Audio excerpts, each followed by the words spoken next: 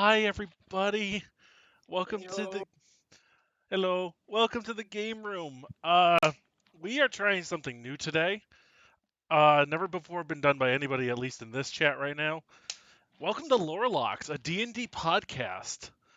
Um, so I have with me tonight. Well, first off, I'm the WeeWoo Wagoneer. I'm kind of acting as a mediator, moderator, chat thing, stream runner.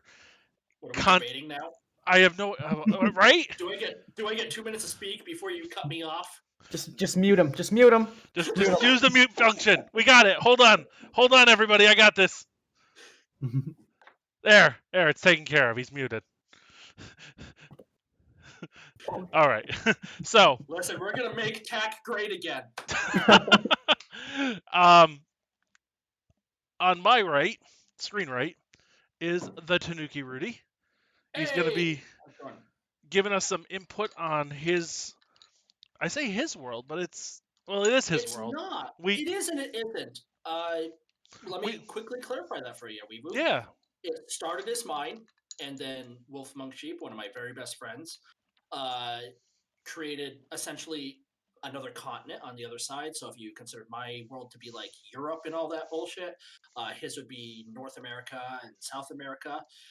And we just went from there. So we've got like an unnamed planet, not technically words, we just have locations on there. It's a big ass world, a lot of people doing stuff. So, for those of you that don't realize, Tanuki Rudy runs the. We like to call it the home game. It's the one that myself, all the staff play in. Yeah. For the game Yeah. room. Yeah. The Yeah, only it's the person staff that game. plays in that's not staff is our good friend Solar Wolf. He worked with a bunch of us, so he plays with us.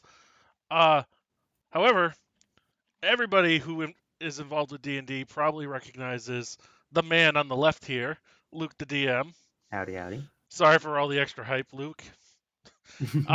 Luke runs the Tea Leaf Adventuring Company, our West Marches campaign available in the Discord. Luke, tell us Howdy. about the tack, or Oh, the boy. taco, depending on who's talking.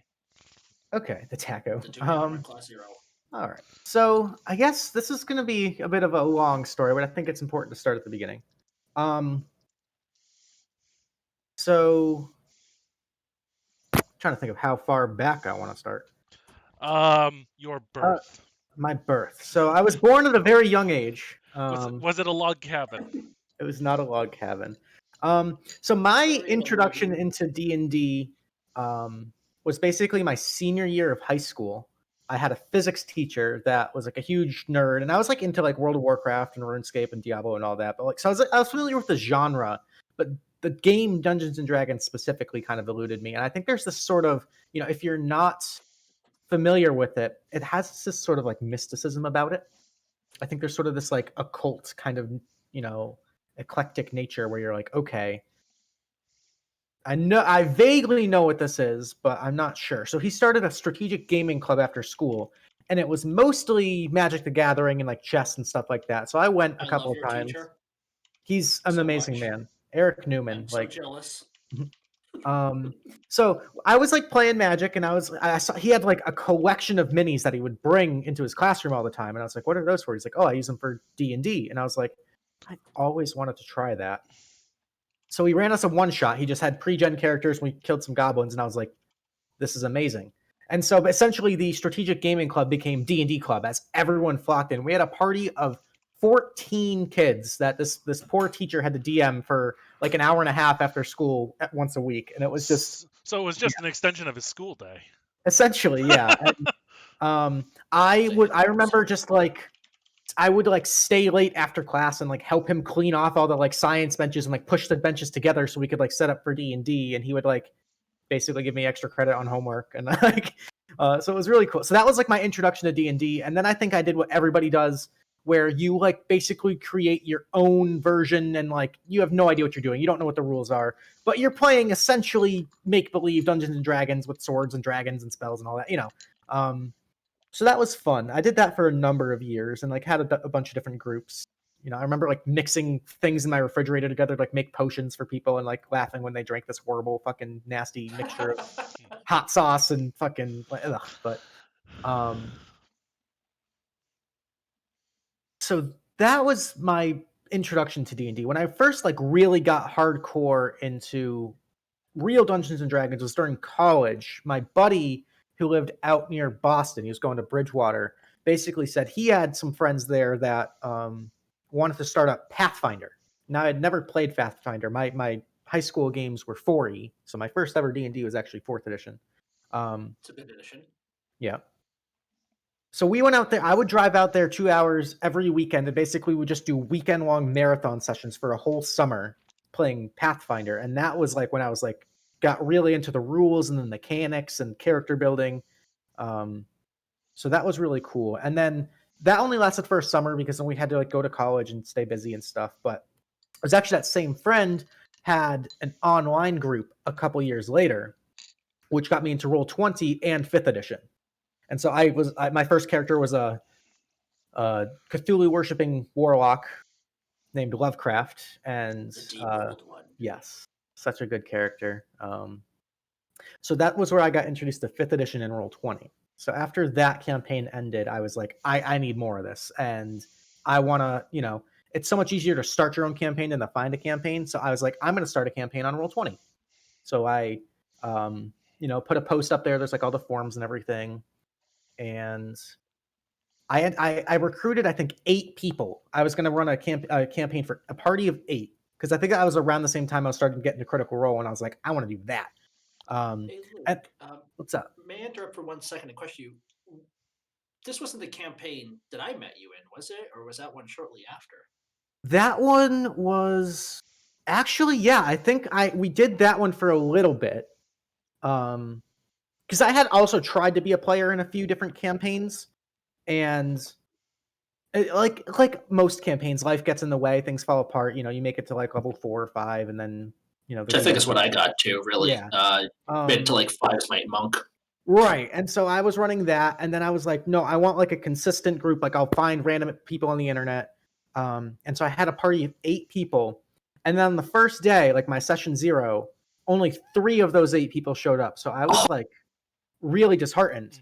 And so though Emma, my wife, was like, well, I'll play. Like if you need, like, I was like, I need at least 4. And she's like, well, if you're at 3, I'll play. So she made up kind of on the fly Marigold, this little halfling druid, because she loved animals. And that became the basis of the Cadoria campaign. That campaign ran for over 2 years, like every week, Tuesday nights, probably 3.5, 4-hour sessions. Did she Selena as well? Because I think the game I played with Emma was with a halfling ranger. Yes. So one of the players in that Tuesday game, the Cadoria campaign, his name was Zach, and he played a little gnome artificer before the official artificer was out. So we're using the old UA stuff. And he really loved D&D, and he was a brilliant DM. So he started a Monday night campaign with me, Emma, and a couple of his friends. And we kind of did what you and Wolfie did. We basically said, okay, why don't we kind of like loosely link these 2 worlds? We'll say the action of his campaign takes place on a different continent 200 years in the future. So we're like, okay. And then we kind of did, like the little illusions and stuff. Like, oh, he'd like drop hints of like, oh yeah, that town got destroyed by a red dragon. And then like kind of tease me of like, okay, well now Luke's got to go and, make a red dragon encounter. And now, so just fun stuff like that. So that's where Amnesty and Selena came in, because they were in that campaign. So it was kind of fun where I was DMing one night and Zach was DMing the other night. And we did keep it sort of loosey-goosey. Like there was a lot of like planar magic stuff going on. And so as far as like geography, we didn't really stress too much about the details there. And I think that kind of worked out better for the 2 of us because we didn't get bogged down in a lot of the details. But anyway, that Cadoria campaign went until Emma passed away. And we all kind of collectively decided like, we don't want to try to force this without Emma here. It just felt better to leave it where it was and not try to tarnish that. And so we decided to end that campaign. The Monday night group did the same thing. We just called it where it was. But actually it was, I think, so Emma died in April, and I think it was, what month did we start the staff game? I think that was like June August. or it was August. It was August. It was warm I as all moved- hell. Yeah, I moved- do recall it being very hot. And I moved down here in April, and I really want to play fucking D&D. Like you said, and it's much easier to start a game than it is to play a game. And I started throwing people together. Obviously, I was talking to WeeWoo and Kraken, like, hey, I want to do this, and I was assembling a party, for lack of a better term. And I felt like I just hit my cap, and Bergie, Kraken, approached me. It's like, hey, can you get Luke into this? I'm like, I don't know. I'm at my fucking cap, dude. I don't know if I can handle any more people. And that's because, and forgive me, Luke, I'm going to apologize to you right now on the internet for everyone to hear. I didn't connect the dots that I had already met you over Roll20. That was like one of those like weird realizations where we're like, wait a minute, I know that guy. I recognize that. Because if I had known, I wouldn't have pushed back at all. Yeah. But Bergie mentioned that you were going through like a rough time. And you need this. I'm like, yeah, sure. I'm not going to say no to someone because mental health is kind of my jam because everybody deals with it and it sucks. And when I finally learned everything, it's like shit. I felt like such an asshole for multiple reasons. One, because I knew you but didn't realize it, and two, I realized what had transpired. So it's like, hey, you know what? Wow, you're a dick, Rudy. Yep, true, 100%. But having that staff together, that session there was amazing. I remember the first night I went to your place, and I think it was me, you, Joe, and I want to say Jen was there too. Yes, this was her first D&D game ever. Yes. Yeah, I wasn't at the session 0. You were not. No, because the true session 0, Bergie wasn't there. He was I did a one-off with Bergie, Kraken, right before you guys all joined, and then our other Joe, because he couldn't make it to that first. Exactly. Session, right. You carted his corpse away because he was killed by a skeleton. Yep. Oh, you're right, we did. The hole in the chest. I remember going into that. I was kind of exploring the whole mental health thing because I was still struggling, obviously. So I went into that, and I was like, I want to play a monk. I want to try out a monk, and kind of go with the more spiritual, kind of monastic, religious side of the monk. And I had this character concept in mind. And then I show up and you're like, oh yeah, we already have 2 monks. And I was like, okay. So I was like, okay, well, what's everybody playing? Let me round out the party. What do we? So we got 2 monks, we got a cleric, we've got a ranger, necromancer. Yeah, we had the necromancer, and I was like, party doesn't have a face. You need some charisma in there. And where's the fawns? Yeah, bards are the best class. So I literally just on the fly made the conscious decision. I was like, I'm gonna play a halfling bard. I'm gonna play Finnegan the Fabulous. Just improv the name, and was like, let's go for it. And I literally was the strongest member of the party. I was designing Finn, and I was like, okay, well, Finnegan the Fabulous, that's not really a surname. I wanted to play that half. We had talked a little bit, and I was like, oh, noble would kind of be a cool background. And I was looking at a family name, and one of Emma's other characters, Emma only played halflings. That was her. She only played halflings because she hated to lose. She hated natural ones. So just halflings. I only play humans because I want the feats. I want the specific build. So one of her characters actually in a different game with a bunch of our friends. She had a paladin named Pela Tealeaf. And I kind of was like, that Tealeaf name kind of, I don't know, it stuck to me. So I was like, let's go with Tealeaf. And that's where this whole connection came.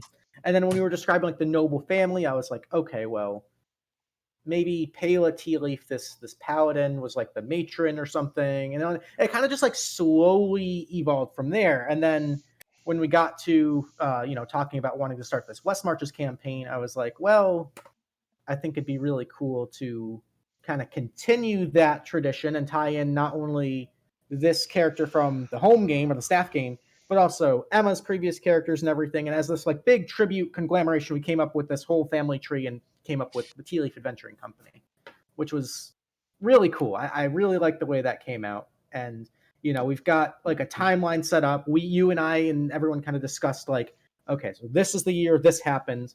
This is the year that TAC is currently happening. So there's a bit of fun stuff going on there, and so it just turned into this like really beautiful, fun thing. And I feel like I've been talking a lot about a very simple question, so I apologize. I don't think that there's any problem with like going on about this, because this is how it formed. This is what we created, and we've kind of taken a conglomeration of all these other aspects of what we've all done in Dungeons and Dragons and kind of, mash it all together into this. And that's, I mean, kind of why we're birthing these kind of sessions. Yeah.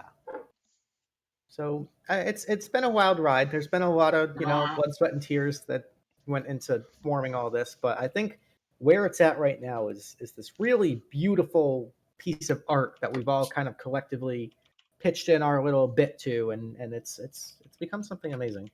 Well, that's the thing I love about Dungeons and Dragons. It is, in fact, like, for lack of a better term, art. It's all about the story. Like, dice rolls are all well and good, but that's also why I love games like 10 Candles. It's like, do you roll dice? Yeah, sure, you do dice, and you make push, and you, like, roll, and you blow out the candle. But for the most part, all of you are just going around and collectively telling a story where the ending is, well, at least in 10 Candles, everybody dies. It doesn't matter. You all die. But what's the story that leads up to it? And just what you can tell can be this wonderful, like, soliloquy or this odyssey. It's like all the events you go back, and even when you get like those natural ones, and it might be like, oh fuck, I failed. Like, no, they make really wonderful moments. Like, no matter what, those natural ones can be as amazing as natural 20s. And Westmarch is my favorite natural one, for me anyways, in a personal, like, narcissistic way, is when I tried to springboard off that javelin the giant through, made the natural 20, still got up there, but instead of like leaping through the air like epic like Achilles or Ulysses styles, like with the spear and the hosta in the air, I launched myself ass over tea kettle into the giant, and it was just such like a comical moment. It's like, fuck it, I don't care. It was amazing. I love it, and these are the things we talk and laugh about. Mm-hmm. And now we've got the Saturday game, which is the Cadoria Prequel campaign. So this is 239 years before the Tea Leaf Adventuring Company, where I already know what's happened in the history of this region. Like there are locked in, like, Time Lord, like these events are going to happen, and it's now just kind of like guiding this party that a bunch of us are playing into trying to make those things happen and have them be a part of that history. So that's kind of a very cool, fun, interesting way to DM, because usually when you start a campaign, you don't know where it's going to end up. You have Nope. all these kind of ideas in your mind of what you'd like to happen, but your players ruin it. And I like really stress the quotation mark. I stress the quotation marks. Like, you have the plan, and then your players have it. I mean, we had 2 whole sessions where this is in the home game, where the players dictated this plot of 2 separate groups of players doing 2 entirely different things, ending in disaster for the players, because again, we wrote this whole thing without Rudy doing a damn thing. I'm referring, of course, to the natural disaster that was Lockstock 1477. Best concert ever. Would go again. Hundreds of overdoses. People died. Not a great time for some. That was such a beautiful session for me, because all I did was sit back and watch you guys like have fun. That was the thing, is like, as a storyteller and as a player, as a storyteller, my whole concept of that's how it worked. Like, the players drove the story for 2 4-hour sessions. Yeah. And you just watched and you reacted. That was single-handedly the biggest clusterfuck of a mini story that I've ever been a part of, DM or player, in any D&D campaign. That was just so catastrophically stupid, but so... I think that's probably the top 3 hardest I've ever laughed in my life. Like, just the reaction of just the slowly devolving madness into chaos. I feel like we have to tell that story. Like, I'll let you guys. I'll sit back, because this is all you. You guys get 1,000% of the credit. I just roll dice. You know what? Give me a second, because I had to leave the room when it happened. I literally had to walk out.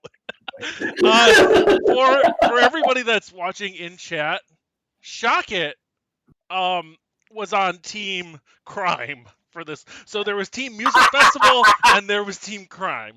Yes. Yeah. So for context, our party. So in the home game, the party with Finnegan the Fabulous and Bertram De Malgore and everything. Shaket wants in for this. Oh, he's getting in there. He's getting in there. Okay, we need. I mean, he was the man. He needs to be part of this. He was a witness. He definitely might have been part of the catalyst. He was Team This Crime. was, I will say, just before you guys go into this was my fault in a sense too, because I was just making a cheeky reference to Kraken's character in the TAC, where Bertram was unexpectedly shipped a shipment of the type of drugs that Tic, his goblin, was addicted to. And it wasn't like a small amount, too. It was something like a couple 150 pounds. Yeah, that. So just like a cheeky little nod that sparked this speck of dynamite. So while we wait for Shaket to get in here, what's everybody drinking tonight? I am actually drinking a whiskey sour, and it's almost gone. I'm jealous. Blue moon, because I have no more whiskey in my fridge. I've got a Lexigrad mule, which is Really? yeah. So it's essentially a Moscow mule, which is vodka and ginger beer. Ginger beer. A little bit of lime juice, and then Emma actually invented the drink and decided to make it her own and call it Lexigrad mule, and she just added the splash of grenadine. So props. That's fair. It's like sweet and spicy and amazing. I mean, Jameson ginger grenadine is like my favorite. Perfect summer drink. Put a couple like cherries into the marshmallows. Oh, I'll drink that out of a freaking. There he is. There he is. Boy, mate, yeah, all right. So he's how gonna go, all right? We're gonna head off to tell a story. Oh boy, back a few months ago, before fucking Bertram died for like the third time. What a fucking bitch. We had that name. Sir, what's your name, real quick?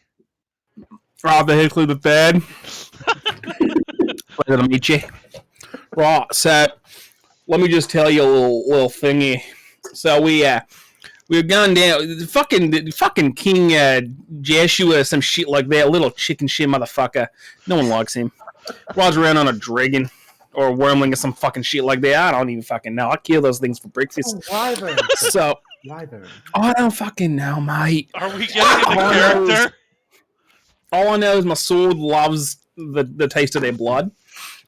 So here we go, right? He's all like, "Oh my god, there's a fucking white dragon up in the north, and then we saw like a green dragon get in there, right? And oh no!"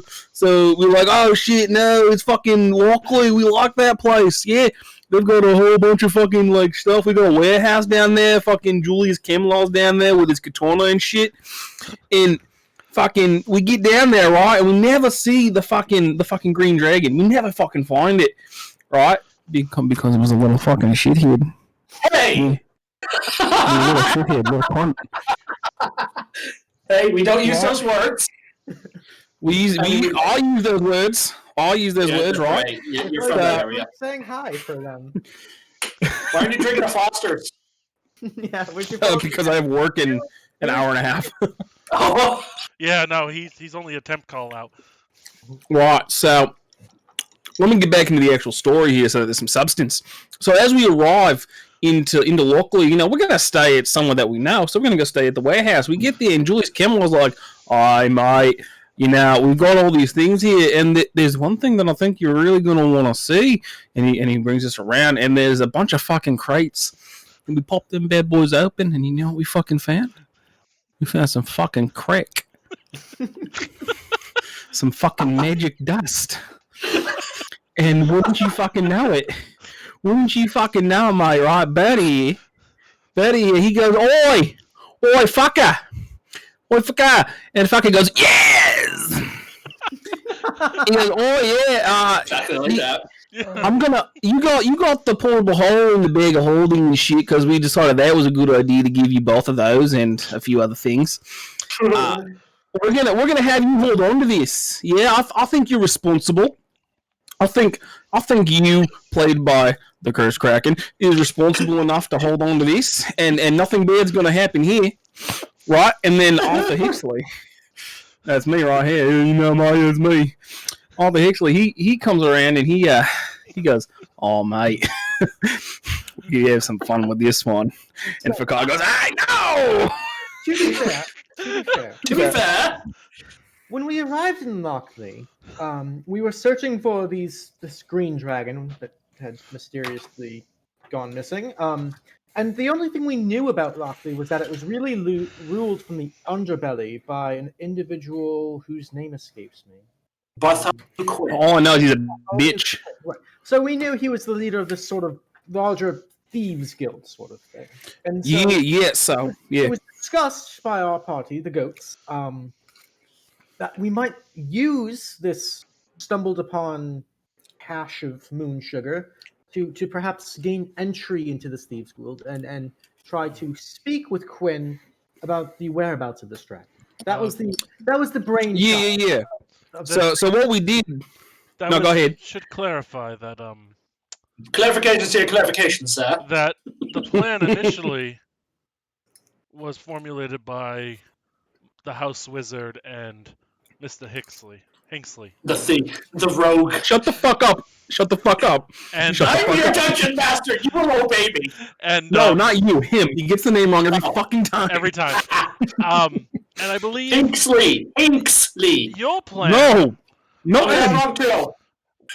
I believe that your plan was to coax him out using the gift of song. Oh yeah, right. So we're all like, oh, I can go like, I'm really good with like the criminal underworld and whatnot, right?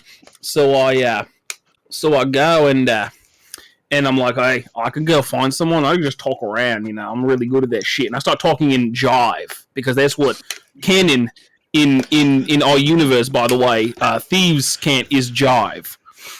To everyone. I don't believe we discussed this. Yes, we did. When I first used Thieves' Cant, I was like, I imagine it's just jive. And you're like, yeah. You're right. Yeah. Carry on.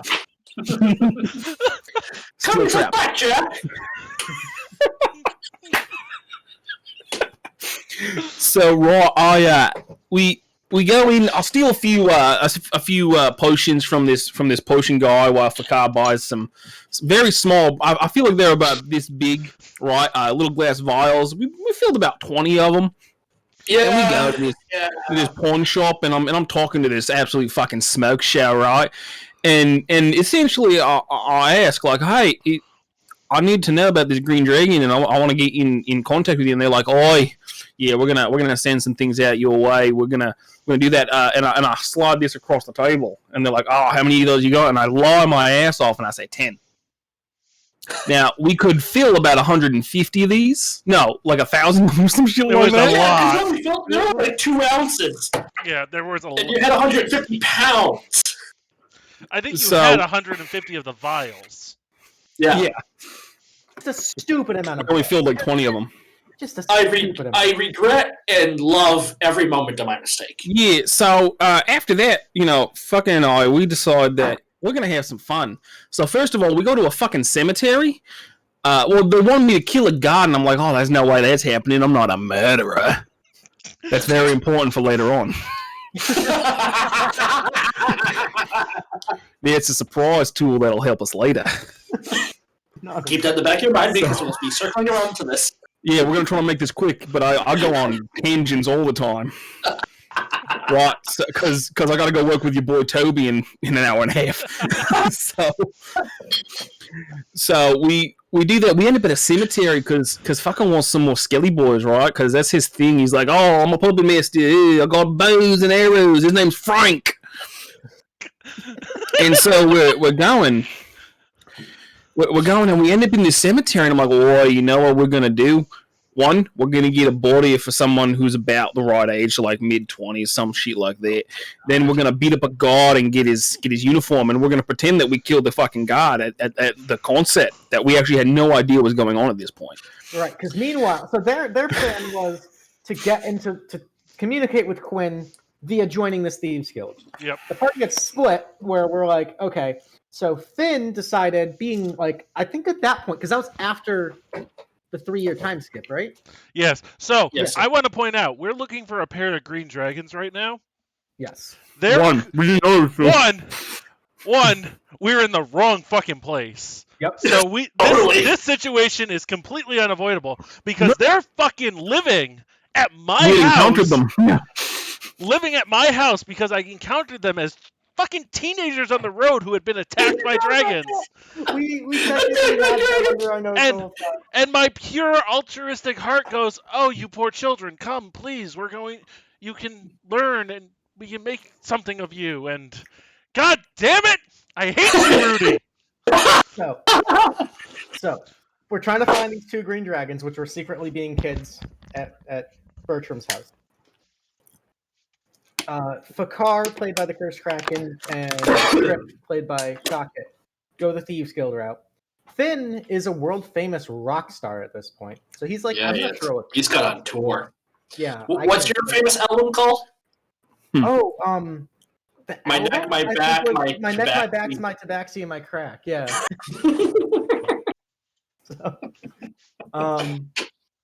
So me and Bertram and Visenya are setting up the logistics for this concert, where now in game at this point, because this is all fucking improv, we're just running with it. I'm sitting there trying to write a limerick in real time that will get this fucking crime lord to like come out and talk to us. So I'm like struggling to rhyme funny words.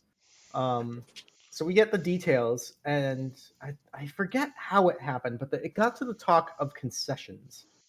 Like we need yeah. So continuing on, right now, we've first of all, I got to talk about the pocket sand. Oh my god! So after we fight this weird looking specter thing, right? He kind of kicks my ass a little bit. I'm like, holy shit! Also, Fakar, put the small child back. And we get the boys, put them all in the hole, and we get going, right? So after that, we're like, all right, well, you know what we need to do now. One, we find out about the concert because we took the night off, and we're like, well, shit, you know what we could do? We could have a party. We could turn this festival into a festival. So we go to these concession stand, right? And I'm like, hey, mate, we'd like to hire you for this to provide free fried dough to everyone at the concert. And, excuse me. And so he's like, yeah, mate, all right. But we got a condition. Yeah? We got a special powdered sugar from our family. And I rolled really fucking high on my... Yeah, I think you got something stupid like a 25. Yeah, so... And that's not even the stupidest one. The stupidest one was with fucking Julius. After the fact. So we do that, and he's like, yeah, just bring it to me when you're ready. And I'm like, oh, you got it, mate. So on the way out, I'm like, hey, Fakar, yeah, we need to get that guard now. Okay, cool. So we play Get Help. And Julius shows up. He's like, oh, I'll give you a hand. I'll help you out. Because I'm like, oh, now my brother, he got fucking robbed. He's like, oh, I'll help you out. And I'm like... Julius was like a vassal to Bertram at this point, right? Like, yeah, like he was under my employ.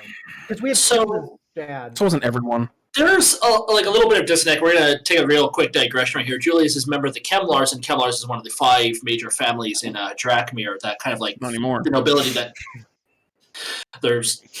We'll get into that. 5 major... you had the Blackmores, the Vodniks, the Kemlars, the Labrews, and the Dragmires, and they were like the ones that could actually ascend to the throne and like govern the entire Cinder Expanse. And there was a scuffle in the clock tower when Lord Rivenor Kemlar had confronted Bertram, and this is kind of like a moment where like there's a realization there's like an animosity between like the Kemlars and the De Malgores. Rivenor did not kind of go all out into the fight. He was trying to get like the goats, which is the name Finnegan families and the Magnificent Goats, to submit, to stop, to halt their crimes. I know crimes, quotations like, hey, you're not going against what we want, so they're considered crimes. So he did not use his power. He was consistently trying to get you guys to surrender, and he was killed in that scuffle. Now his wife, Marceline Kemlar, and his youngest son, Tristan, may have issues with the goats, but Julius is like, we can't keep fighting amongst each other, so if I employ myself with you, can we forgive the animosity and move forward for the betterment of the country? And that's why Julius is working under Bertram's employ. At that point, Right. So I'm like, oh shit, mate. And he's like, oh yeah, I'll go help. And I'm like, he went that way, and points the complete opposite way of where I've got Fakar waiting around the corner. And we both rolled natural 20s. No, that's not when I rolled the 20. No, I rolled the 20 after Lockstock. Yeah, it was like immediately afterwards. Yeah. So Rot, he runs off, and I'm like, okay, God, come on, you gotta help me. You gotta help me out with my brother. And we go around the corner. I go, fucking surprise, pockets sand drugs to the face. And he goes for a real long swim. I think he's still alive. I'm not sure, but we got his uniforms. So that's all that matters. So we got the thing up in the thing, and then we spend the rest of the day. I encountered Julius. We both roll natural 20s on our deception and investigation, but I have a plus 12 at that point to deception. So impressed and horrified at the same time. I'm not sure which was winning out. So I rolled a 32 on deception. Yeah, that'll do it. Yeah. So we get down to the concert, and Finnegan's doing his thing, and we've handed the guy. We cut it. We were trying to dilute the drugs a little bit into the powdered sugar that he already had, and we're going. And Finn goes around his thing, and he calls the guy a bitch, and then promptly everyone starts dying. Oh my goodness! I guess there's something about like the heart. Rudy rolled a natural 1 on that collective con save. Yep. So. And then I had who did I have roll the hit points? Was it you, Luke, or did I have? It was Andrew. And you guys got like 5 hit points or 3? Yeah, it was under 5. Yeah, fucking commoners. And then they all just had drop. Now this evolved at the table as we're seeing people drop. We're like, no. We went full rules lawyer. So we're talking like, okay, what's the average? What's the average amount of hit points like a commoner has? What percentage of this town are commoners? 4. And so obviously you can't make what was it 500 something fucking Constitution saving throws. Yeah, you can't. Okay, we're gonna the collective. So we were just trying to do this as a giant collective, and then do percentage wise. And after doing the math, we realized I think something it was over 300 people just instantly overdosed and dropped dead. And we're like, what the fuck? Yep. In reality, at this point, I was in and out of the room just screaming, just going, what?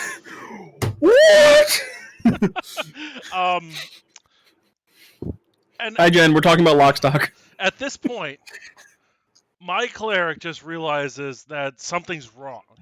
Right, because I'm on stage. I'm just singing, and I'm like, is this a new dance move? And poor Visenya, Jen's character, Jamilio, is also having kind of the oh fuck, what did you guys do moment when she just sees a tidal wave of instead of the wave of yeah, it's all dominoes just falling over, frothing at the mouth. So I'm a life domain cleric with some paladin levels, so my healing was a little under-leveled from where we were, but just a bit.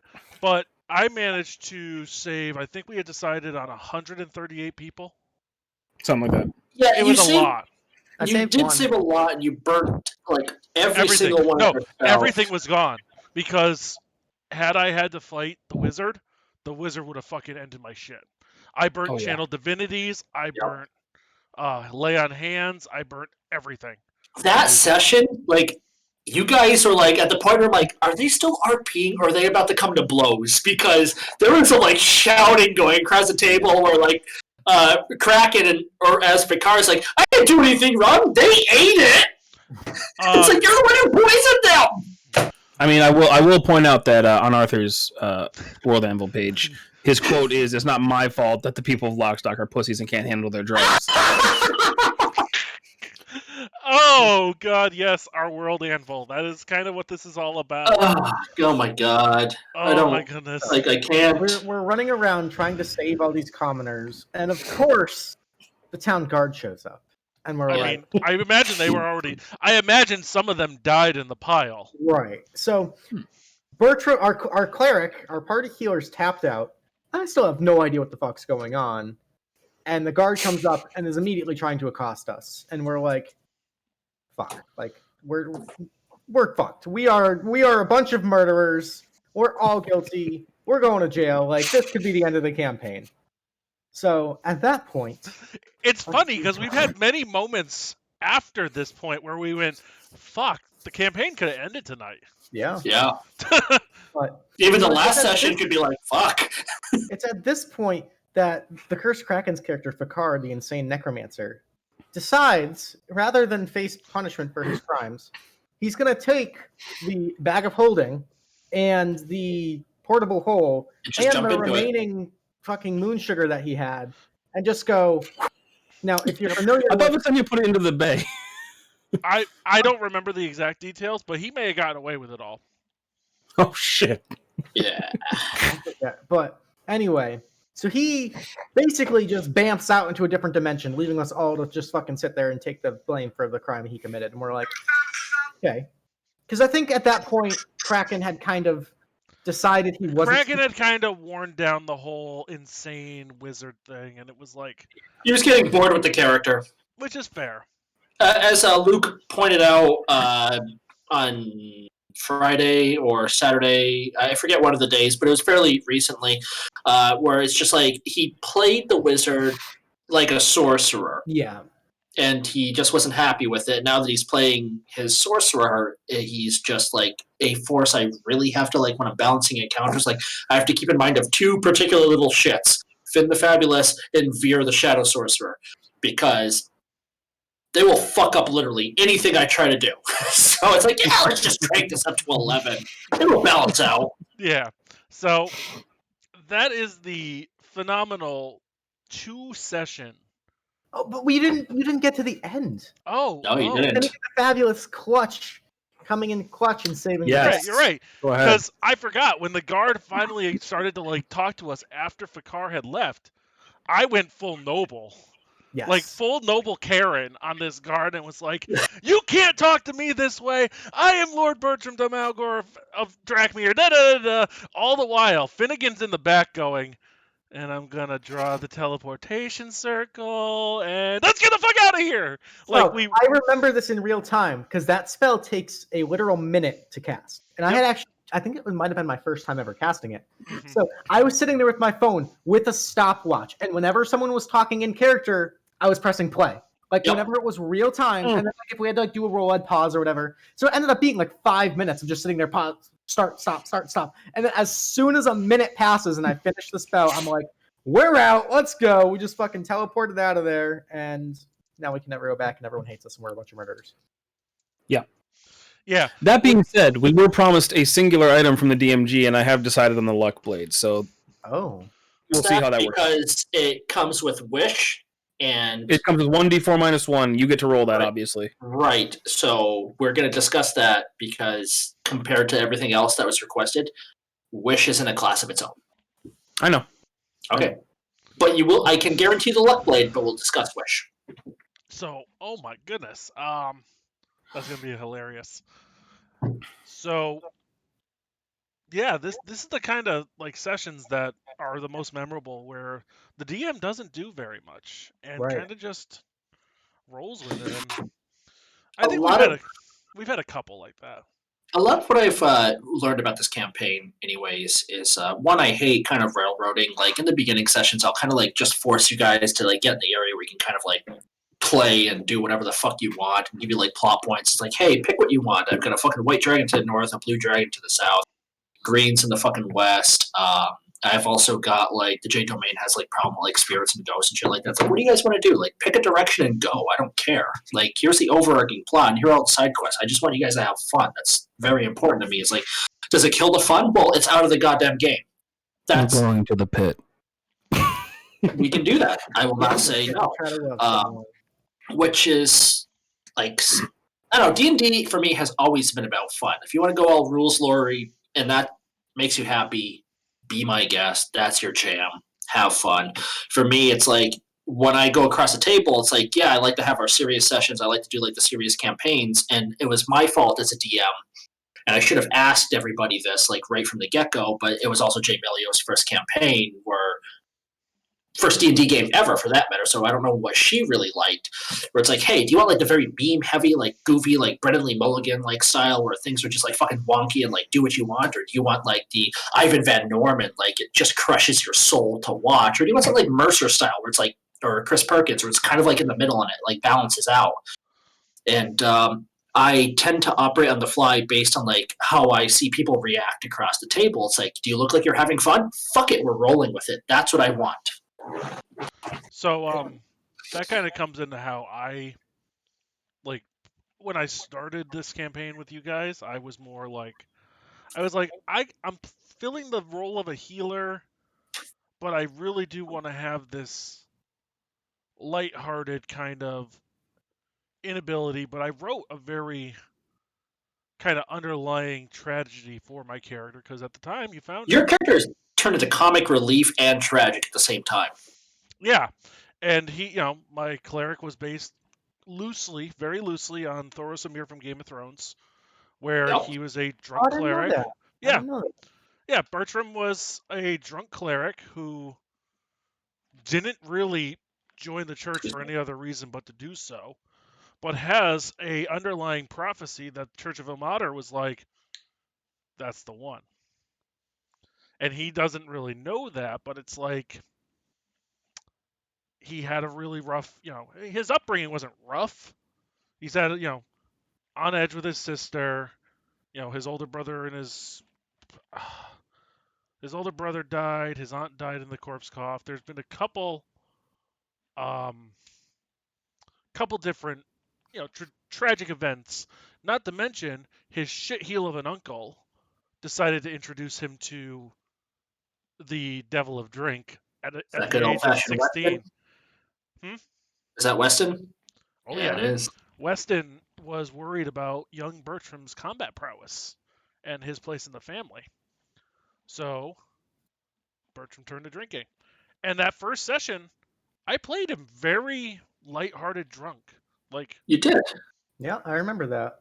It wasn't like tragically drinking. I was actually drinking during the session. I remember that.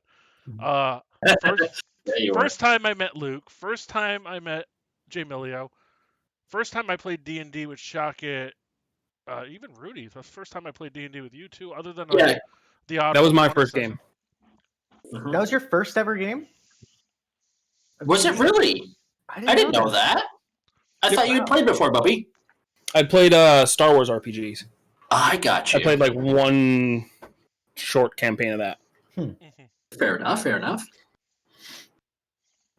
One thing I remember just about the beginning of that campaign, and again, we all were just kind of, like, you guys had pretty much known each other. I knew Kraken and barely knew you at that point, Rudy. Mm-hmm. Just the immediate chemistry, like the immediate everyone's in character, and like I just remember Finnegan and Bertram, just like father and son. We're going for it. We're leaning into it, and just like calling this person I'm meeting for the first time, just like father, but the man won't let us. Like, just so funny. Fake papers, yes, I loved it. Hit the ground running, and that sort of dynamic, that it was goofy, so good. Fucking improv, just sort of rolling with the blows and just scraping by and trying to bumblefuck your way through things, just sets the tone so well. When you have a group of players that and a DM to keep that story going, that it's just so like everyone's just all in. It's such a good time. You can't beat that feeling. And I think we get a lot of really good chemistry intact too. Like, I mean, off the top of my head, like, the Snacks and CRN dynamic since the very first session they played together has been phenomenal. Yeah. Adrian and Orsic, Tick and Orsic, like these people I've played. Adrian and Shiana, Brenna and Shiana. For what it's fucking worth, the Brenna and Shiana storyline is such a good read. Mm-hmm. It really is. It really is. The who else really just like clicks? If we needed to like turn this into full soap opera mode, she needed to be carrying like the new Heir or something like that. There's the boys. There's how can you forget about the boys? Willow, Echo, and Typhine. Yeah. Yep. God, I mean, there's so many players, and that's probably like the stuff that stands out. Like cricket and everybody. Yeah. Like, yeah. Well, here's the thing about Scribe, and I'm going to go deep into that. I met Untamed Scribe in college. Now, here's a cool thing about me. When I moved, I lived out here till like, I want to say like 2006, 2007. I lived in Palmer and I worked in Hadley. And then I decided, hey, I want to go to Cape. Like, I was accepted into UMass Amherst, but it's like too expensive. So I'm going to go to Cape Cod Community College where I'll just literally just pay out of pocket for the stuff I want. And I was convinced by my now long ex, like then girlfriend, like back in like 2006. Hey, you should be an EMT. I'm like, I don't wanna, but it's what you think I should do. So yeah, sure. I'm fucking 22. Let's do this. Or not 20. I forget what all the. I was young. I was like in my early 20s. Anyways, I go to Cape and I'm going to college and I'm like, you're taking all my classes. And I met Scribe in human communications because it's oddly enough one of the prereqs for EMS. And then a month later, I met Kraken in anatomy and physiology. And then a month later, I met another friend of mine through Untamed Scribe because she was like, hey, you seem like a pretty cool dude. Why don't you play D&D with us? And I was playing 2nd edition at the time. Oh, boy. Yeah, I know. 2nd edition. And I jumped from 2nd to 4th. That's a bit of a gap. I was so confused on like how watered down it was compared to 2nd, which is Pathfinder on steroids. And I got into it, and I became like really good friends, and yada yada yada. Time passes. I met Kraken. I never had the opportunity to play D&D with Kraken when we lived on Cape together. We spent most of our time going to the shooting range or drinking, both. Just doing like weird things that we did together. And then for years, because I was kind of caught in like a stalemate, just like unhappy with what I was doing at Cape Cod, Kraken has been trying to come down to fucking Western Mass. Come on, live with me. You can be my roommate, blah, blah, blah. For like 4 years, he tried to do this, and I finally gave in. And when I did, in April, that's like a few months later, that's when we all kind of like got together and got D&D, and then Luke started TAC, and the first thing I did was reach out to my buddy Mikey, who I met when I was his boss back in Falmouth, and reached out to Scribe. It's like, hey, you two both like D&D. You were in my D&D games back east. Come play with us. And it just turns into that like wonderful community array of people who just generally like, hey, don't forget to love each other. Like, let's all be best friends. Let's play and have fun together. And that's this wonderful, like, beautiful TAC community that I just absolutely adore. Because everybody is just like has great chemistry together for better or worse. It is really cool to see the connections and sort of that spider webbing outward of like how each person got introduced. And like now, in the age of the internet, we have people that are finding us on Twitch, people that are finding us on YouTube, and just like joining in. And the beautiful thing about, I think, the Game Room and Chief Venturing Company is like you can be from anywhere and come in and be a part of something beautiful, And we will accept you with open arms. Yes, I think that's my favorite part is how awesome the community is at just like, oh yeah, you're one of us now. Like, just right in. It's a really awesome thing. Yeah. No, it's absolutely great. I'm waiting to see if anybody asks us any questions. So something I wanted to discuss real quick before we even like. It's been an hour, and we've done one object of lore, and that's because Shaket came in and wanted to tell everybody about Lockstock. Listen, it was amazing. And it was phenomenal, and I'm so glad you started talking about it, and I needed to be there. No, it's okay. It literally couldn't happen without me. So we have you helped it.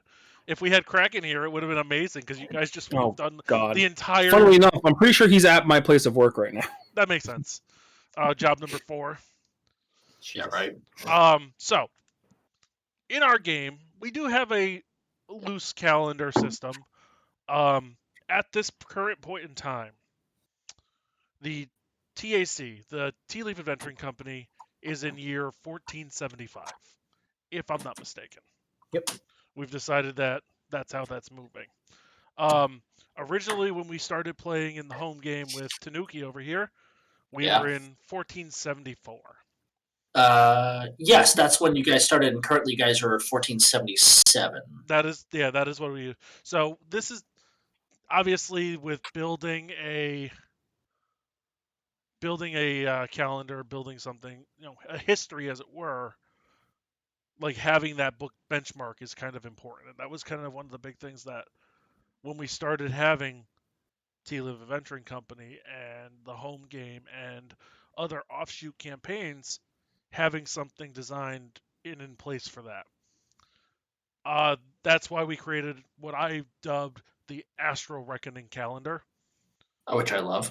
which the idea is that it's the one we used in Tanuki Rudy's campaign, where the Astro Clock Tower exists in Drakmir, a tall looming structure that is terrifying and ingenious all at the same time, and that was a fun adventure too. Oh, so I believe it was said Lexigrad is placed on early industrial. Okay, we have a question from Jay Milio actually, and I believe this one is directed at Luke. Okay. So I'm going to read it. So I Sure. believe it was Lexigrad is based on early industrial Russia. Dios that word from Crit That's Roll. Okay. And what is so the question is, what is the inspiration for Cadoria, Luke? So when I was creating this world map, I really like the feel of Vasselheim from the first campaign of Critical Role, and that just like that sort of like religious structure. And so I wanted to include something tangentially related to that. And so the Holy Empire of Dios was kind of my version of that. Although, because I think with a pantheon of active interventionist gods, like religion's going to be a big part of culture. So I wanted to represent that. I wanted Lexigrad to be sort of the opposite of that, just all about the arcane and like almost kind of becoming almost like sort of an Aeor from the second campaign sort of feel. And at that time, I think I was in a history class in like my sophomore year of college or something, learning about early like pre-Bolshevik Russia and just like the absolute poverty that was there and these sort of cliques, and that was kind of an inspiration for Lexigrad. But for Cadoria, I wanted something that was pretty much just anyone here can make a name for themselves. And in my mind, it was sort of this beautiful start for, a bunch of adventurers. Like you can come here having nothing and eventually be involved in like big time politics. My big sources of inspiration for that were sort of actually like as far as a political scheme, the Rapture City from the BioShock series, just sort of that very laissez-faire, hands-off, like Rapture can be your city too. It's a man not entitled to the sweat off his brow. Exactly. So it ended up kind of being sort of a Rapture meets like New Vegas from the Fallout series. Oh, and then I kind of wanted to Best just, one. have sort of a steampunk vibe thrown in there. So it was kind of this like mixing pot of all these different ideas kicking around in my head that I was like, that's cool, that's cool, that's cool. And then just from a lore perspective, from a history perspective, Cadoria was a city founded by a bunch of refugees from this great war between those other two nations, between the Holy Empire of Dios and Lexigrad. And so I also thought it was fitting that the culture of Cadoria is also sort of a blend of these two rather extremist countries or nations. And people just wanting to escape that. People that really embrace the ideals of freedom and of, I guess not anarchy, but the absence of authority and just the ability to, live life that the way they wanted to and to make a living for themselves in whatever means they really wanted to. Now, what's funny, when you have a nation that's ultimately just thriving on unbridled capitalism, there's going to be some issues with that. You can't. That's not a realistic. I don't care what kind of fantasy. Like that's not going to make a functioning, lasting nation. And so, I kind of had to think about what are the long-term ramifications of this. How is this going to survive? And so, it kind of led me to thinking about the logistics and the reality of things, and sort of ended up creating this sort of like pseudo political structure, in that eventually you have these giant corporations, these giant guilds that can buy up or, basically occupy most of the city's financial prowess. And so they, obviously want to take care of themselves, and so it's this sort of council of guilds that serves as the city's pseudo government and makes decisions on sort of a foreign or worldly basis for the betterment of all of the guilds. So that's kind of the loose inspiration, I guess. Okay. Right on. Just as a note, how many? So compared to, just so because I'm taking notes on that as much as I can. Oh, How sure. long has Chaodoria been in existence? So Cadoria was founded Excuse me. After the Great War. I think it was somewhere in the lines of like 30 years after the Great War. So it's something. I think it's in our DMs actually. I don't think I Okay. actually, but I can get it right now. I'll find it. No I think worries. it's something like 1264. I want to say. Okay, that sounds about right. We'll make notes of that. Yeah, because and essentially what's going to be kind of fun is this prequel campaign is going to start to plant the seeds for the founding of Cadoria. Okay, that's cool. That's kind of no. So TAC is 1475. Yes. Lockstock's 1477. TAC is 1475. The Adventures of Amy and Selena were 11 years prior, so that in 1464. 1464.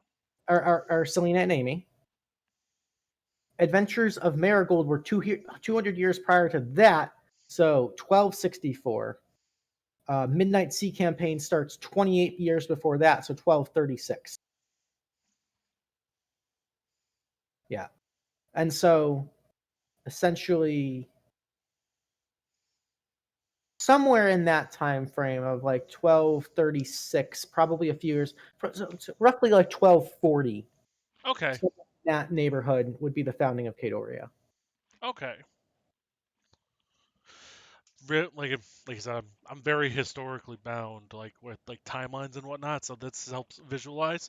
Plus, it's all on our world. We'll be all on the world anvil, hopefully. Yeah, we'll be covering timelines on this stream, and like I said, if there's like we all said, if there's any questions, please ask, and we will answer. So we're gonna jump into one of our semi-prepared speakers tonight.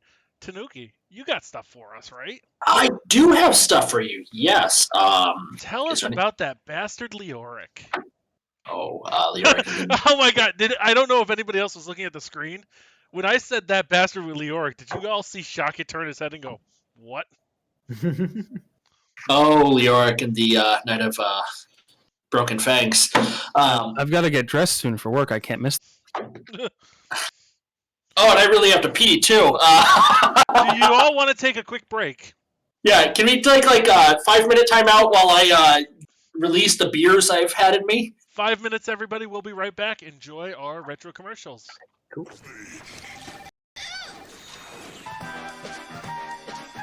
Hey, Sarah. Whoa, Ozzy, you reek. You know I reek. I've been playing so many games with my Games Freedom Pass, I have had 0 time to shower. No extended viewing fees with your Games Freedom Pass. Rant, buy, game your way at Blockbuster. Sweet, we're closing early. Finding a phone in a car isn't that unusual anymore, except when it leaves the car, for greener pastures, the high seas, or a leisurely lunch. Radio Shack keeps you in constant communication with their affordable, transportable cellular telephone. Hello? Oh, yes, he's right here. It's for you. Yes, I heard about the merger. Buy 100 shares. The affordable, transportable cellular telephone, only at Radio Shack. Evan Petty calls it hot, deliciously hot. Rob Damas raves, it's spontaneous consumption. It's a story of heat and redemption. From the creators of the Domino's Heatwave, an epic author. Order a deliciously hot Domino's pizza. Get a free movie rental from Blockbuster Video when you rent another. Hot Domino's Pizza, a hot movie from Blockbuster Video. If you can't take the heat, get out of the doorway. Now get 2 medium pizzas with up to 3 toppings for $13.99. Domino's, delivering 1 million smiles a day. Get to class on. School isn't a game. But this is. Blockbuster Video has the newest and hottest video games you crave. Life is a challenge, not a game. Well, now it's both at Blockbuster Video, where the challenge never ends. Now, Blockbuster Video has all your favorites for the holidays, like Sonic and Knuckles from Sega. Take on Sonic and Knuckles alone, and you can plug in Sonic 2 and Sonic 3 into your Sonic and Knuckles game for entirely new adventures. It's Sonic and Knuckles from Sega, now at Blockbuster Video. Kids, I'm home! I sure did! Fun Box! It's the new Xbox Original Variety Fun Box, now with all new games and platinum hits. Wow! Sonic Riders of Major League Baseball 2K6! Star Wars Battlefront 2? Stacked! Need for Speed Underground 2? Can we have some now, Mummy? You'll ruin your dinner. You can't eat them, Mom. Or can you? Oh. Rated E to T. Some of you believe your system is the most advanced in the universe. Let's review the numbers. Sega Genesis is 16 bits. 3DO is 32 bits. The Atari Jaguar is 64 bits. Which is more advanced? Clifford! With 64 bits, 3D graphics, real-world animation, and lightning speed that you can only get with Jaguar. Which is more advanced? Good. Can you repeat the question? Jaguar! Jaguar! Jaguar!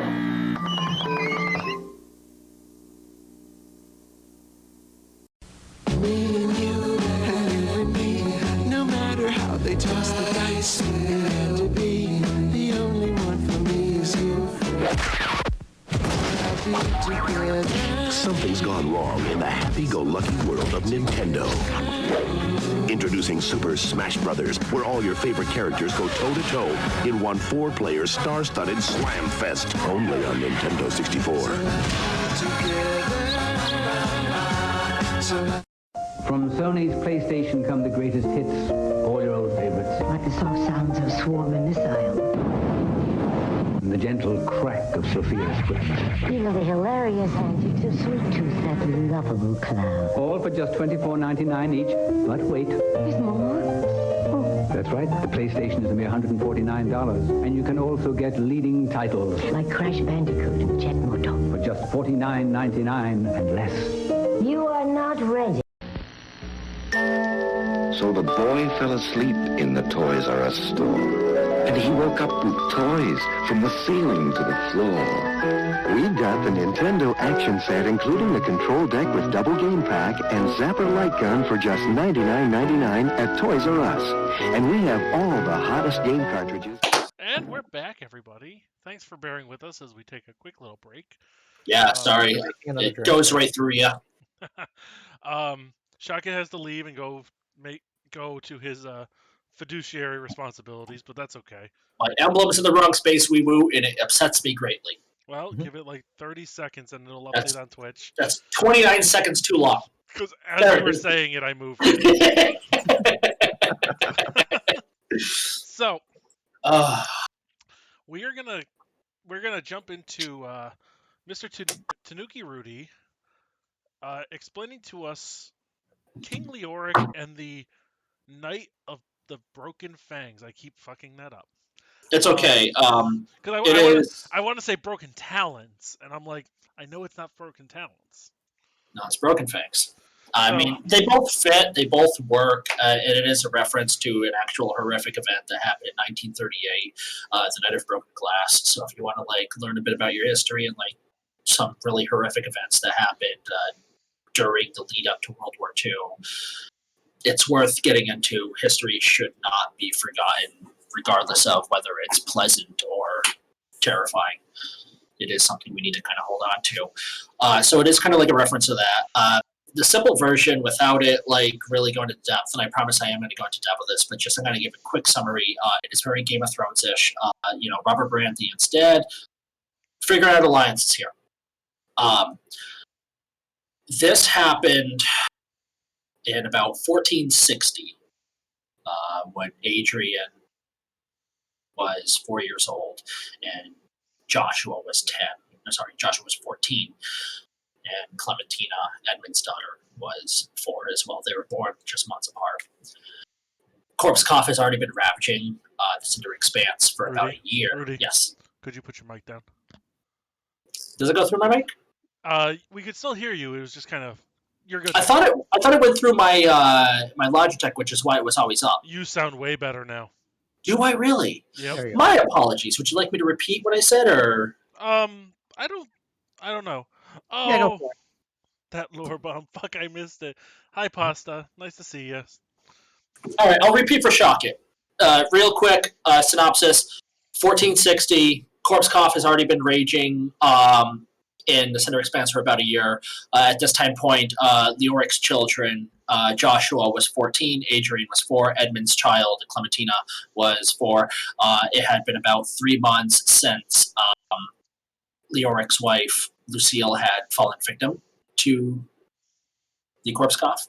And that kind of like had him set the wheels in motion, that because of Edmund's like lackadaisical approach to treating the people who were afflicted by it, who were already in the country and accepting refugees from the Glass Sea who brought it over, which were elves, because it spread a lot more rapidly between the Fey folk than it did every other race. And Edmund was just one of those like kind souls who just like wanted to help as many people as possible, but unfortunately it spread to everybody in the Cinder Expanse, and it just started like ravaging. It was very Black Plague-esque, where, hey, do you want a third of the population to die? Awesome, I've got the perfect thing for you. And because of the Night of Broken Fangs, Leoric had it in his mind. And I might as well just, oh god, I don't want to tip my hands too much because there's actual players in here. But Edmund did expire aggressively in the Night of Broken Fangs. As far as who did it, I'm not going to reveal. At that point, anyone who was loyal to the king was also sufficiently eliminated or chased out. That had Visenya's and Clementina's mother at the time. Well, Visenya wasn't even a thought yet, but Clementina, Edmund's daughter, and his wife, Lindis, fled to avoid summary execution because Clementina would have the right to the throne at that time, being even 4 years old, just because she is the heir of King Edmund. It's not patriarchal. Doesn't have to be a male. It's just like whoever the next in the bloodline is, it's yours. After they had fled, Leoric assumed the throne, and he did a purge.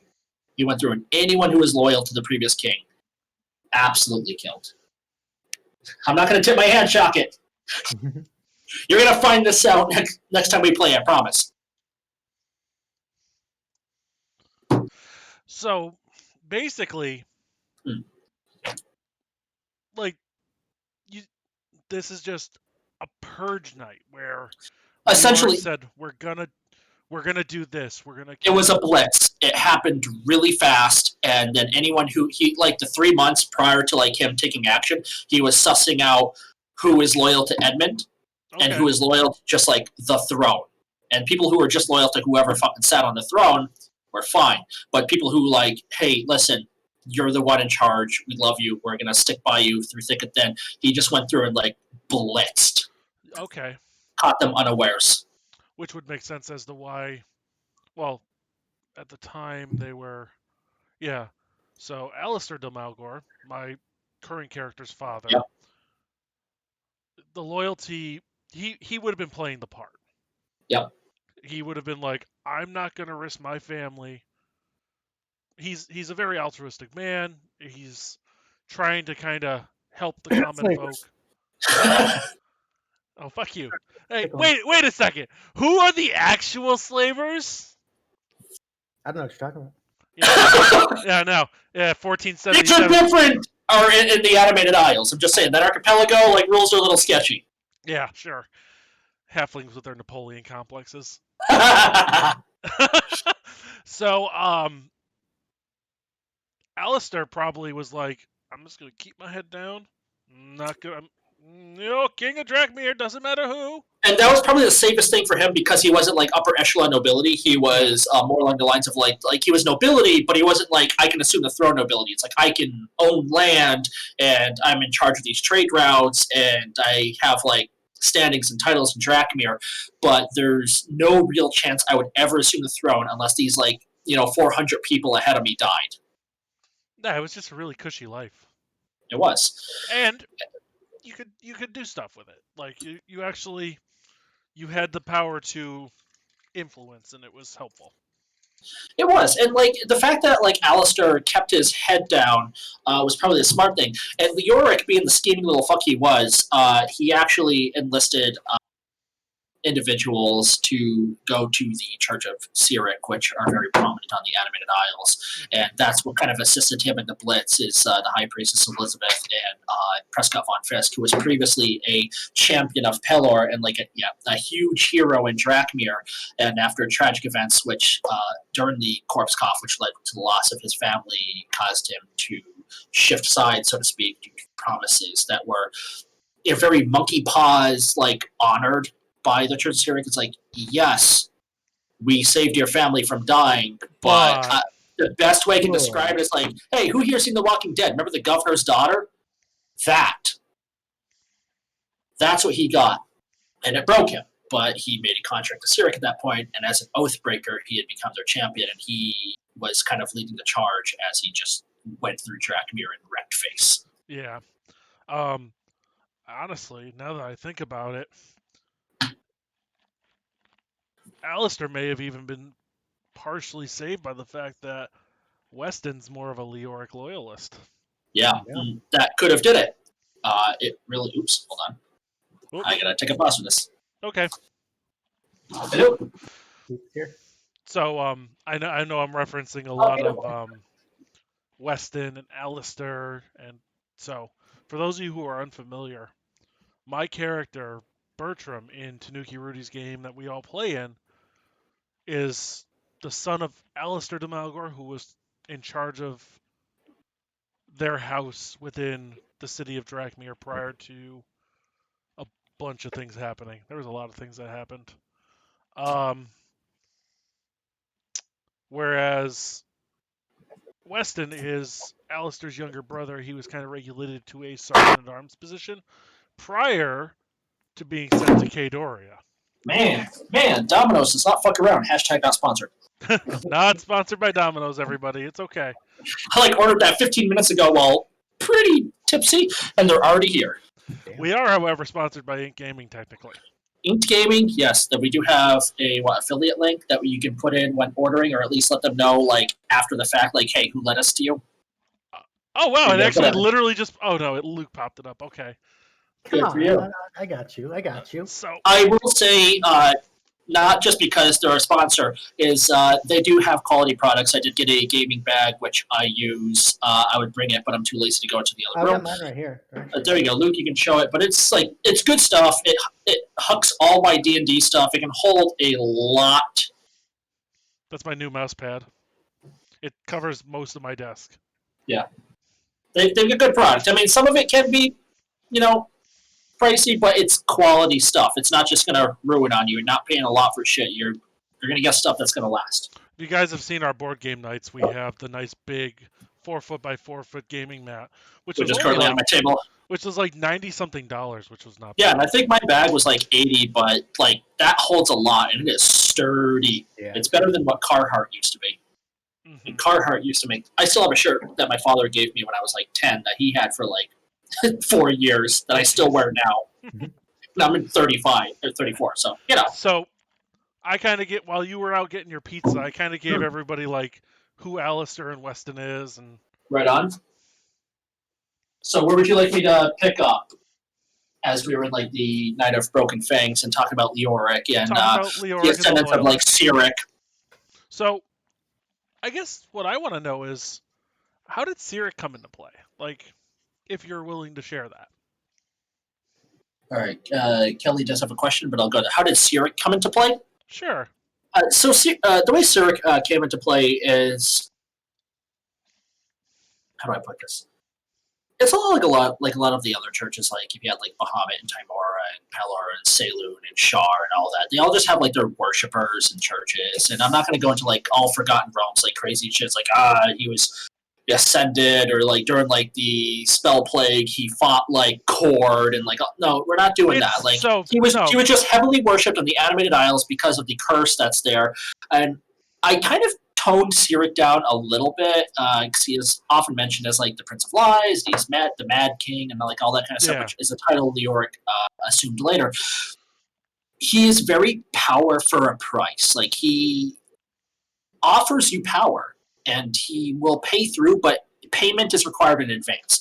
And it's very much like, hey, listen, I'm giving this to you, but if you're not strong enough to accept this power, buyer beware. Don't come to me because you didn't have the strength to accept the power.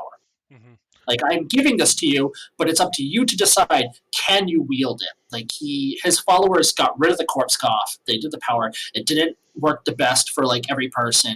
There's a lot of beasts and, like, mutations and aberrations out there that came as a side effect of people who took communion and didn't have the power to resist it.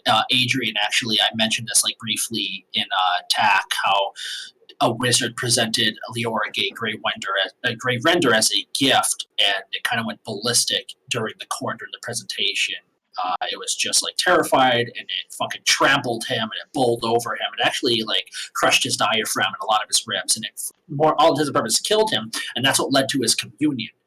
The Church of Cyric saved him, and he was always like a frail, sickly individual. And because he took communion, it restored him, and that's like how he has like the reflexes he does, and you know, it's just like how he's able to be like really spry and dodge nimbly out of attacks, and not just fast like, enough for a beholder, but that's okay. well, Adrian never faced a beholder. He faced the watered down Dollar Tree version. I didn't realize we were talking about Adrian. I'm sorry. Well, I brought that up. It's like that. I mentioned it in TAC, how like, you know, he had the power to withstand Cyric's communion, and that's what kind of restored his body from being like the crumpled mess from the Grey Render that trampled over him. Which is why he never goes in the courtyard. He went out there like twice in like his depression, but I also never had him go into the courtyard because Coconut's out there, and he has a fear of Grey Renders because it literally crushed him. Small things. Interesting. Small little things, yeah. No, Leoric, the Beholder incident was his hubris. It was a trophy that he collected during his adventuring years in the Underdark. It was compiled in a bit of a stasis, and Beholders are smart. And this one was biding its time and held in a stasis. It eventually broke free, and it killed him. And it assumed the throne for like the last 2 or 3 months before the goats came in and like, we're here to get you, Leoric. That's a Beholder. Where'd he go? What the hell happened here? So we're gonna field the Kelly question. Guys, just so we don't forget about your questions, I know you don't want to spend those precious tickets. There is a ticket, it's a single. It's a single ticket to ask a question, just so we don't lose it, because we're all drinking and we may lose it. All right, so Kelly would like to say, I always imagine most typical fantasy settings as being analogous to a certain century. For me, it's usually like 1100 AD in Western Europe. What century would you say various regions of your world are in? Okay. Rudy, you want to start? Because you have the most regions, I would say. Yes, so if I were to describe the Cinder Expanse, Christ, I'm really bad with like AD history and that kind of stuff, but I want you to think like Victorian medieval castles, like that kind of stuff, like your typical Knights of Round Table. That's where the Cinder Expanse is.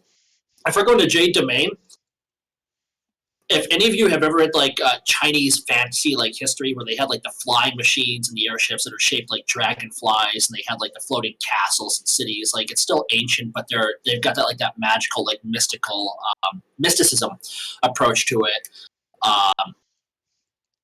God, I don't even know how I'd like describe this, like very forbidden. Luke, you're a history buff. Same thing with you, WeeWoo.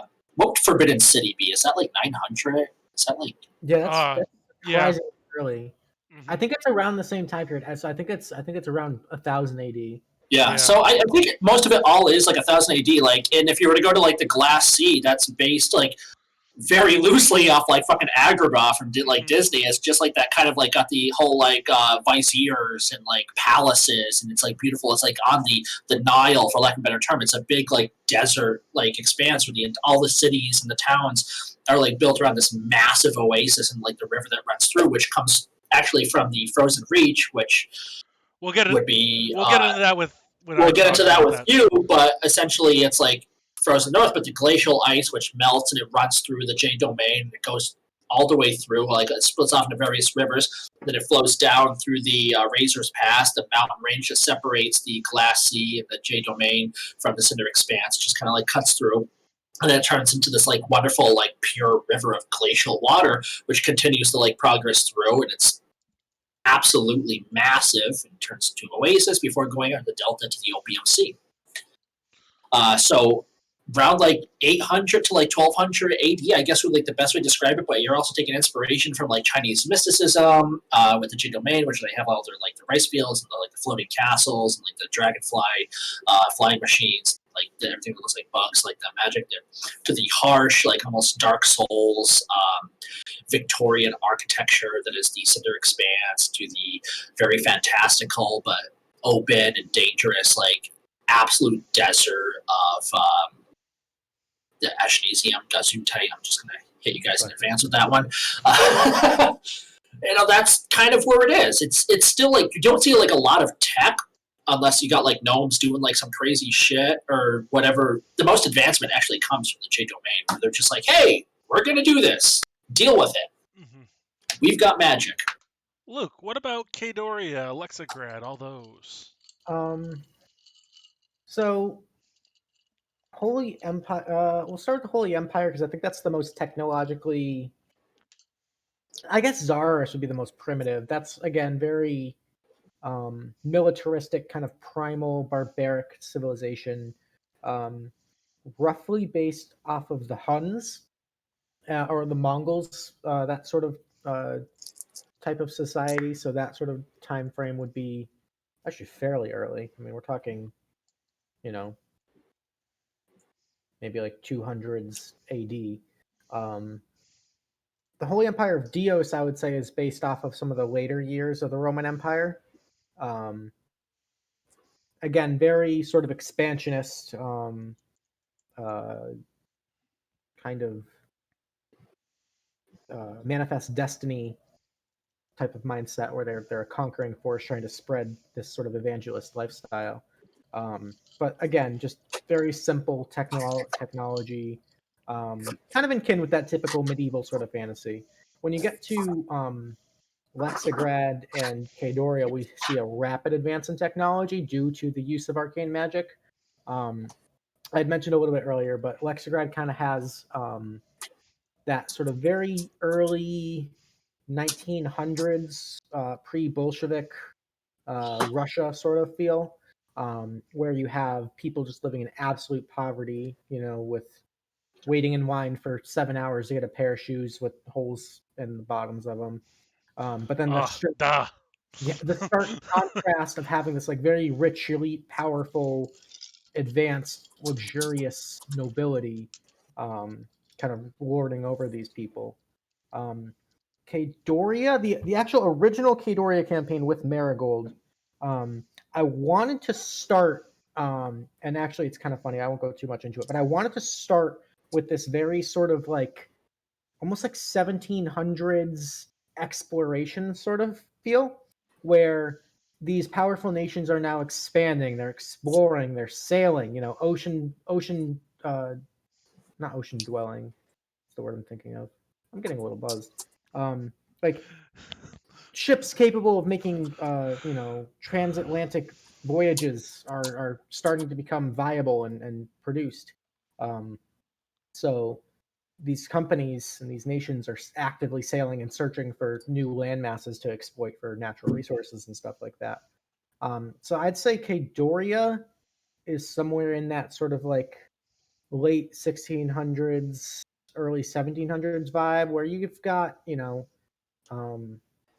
you've got fire powder, you have access to a limited amount of, black powder technologies, cannons, flintlock muskets, stuff like that.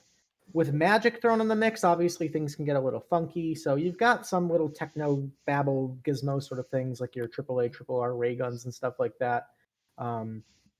In the modern TAC era, because that's 200 years later, depending on where you go, there are access to. I had made the joke about biplanes, which isn't actually too far off. But we've got access to airships. We've got access to flying machines, things like that.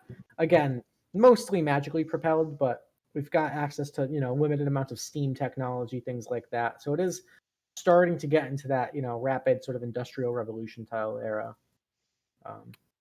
So like the camera, which was invented in 1836. but that was before the sticker. Oh, before the So, sticker. You know what blew my mind? If we're going to talk real quick digression. Yep. The SIM card was invented the same year as D&D, 1975. Oh, that's amazing. I didn't know that. Yeah, I thought the SIM card was like late 80s. No, 1975. Mm-hmm. I love it. So, as of now, I've kind of claimed a small area of Rudy's world to kind of build an adventure in. You asked if you could have it, and I gave it to you freely. There you go. So, I have two main places that kind of have influenced each other.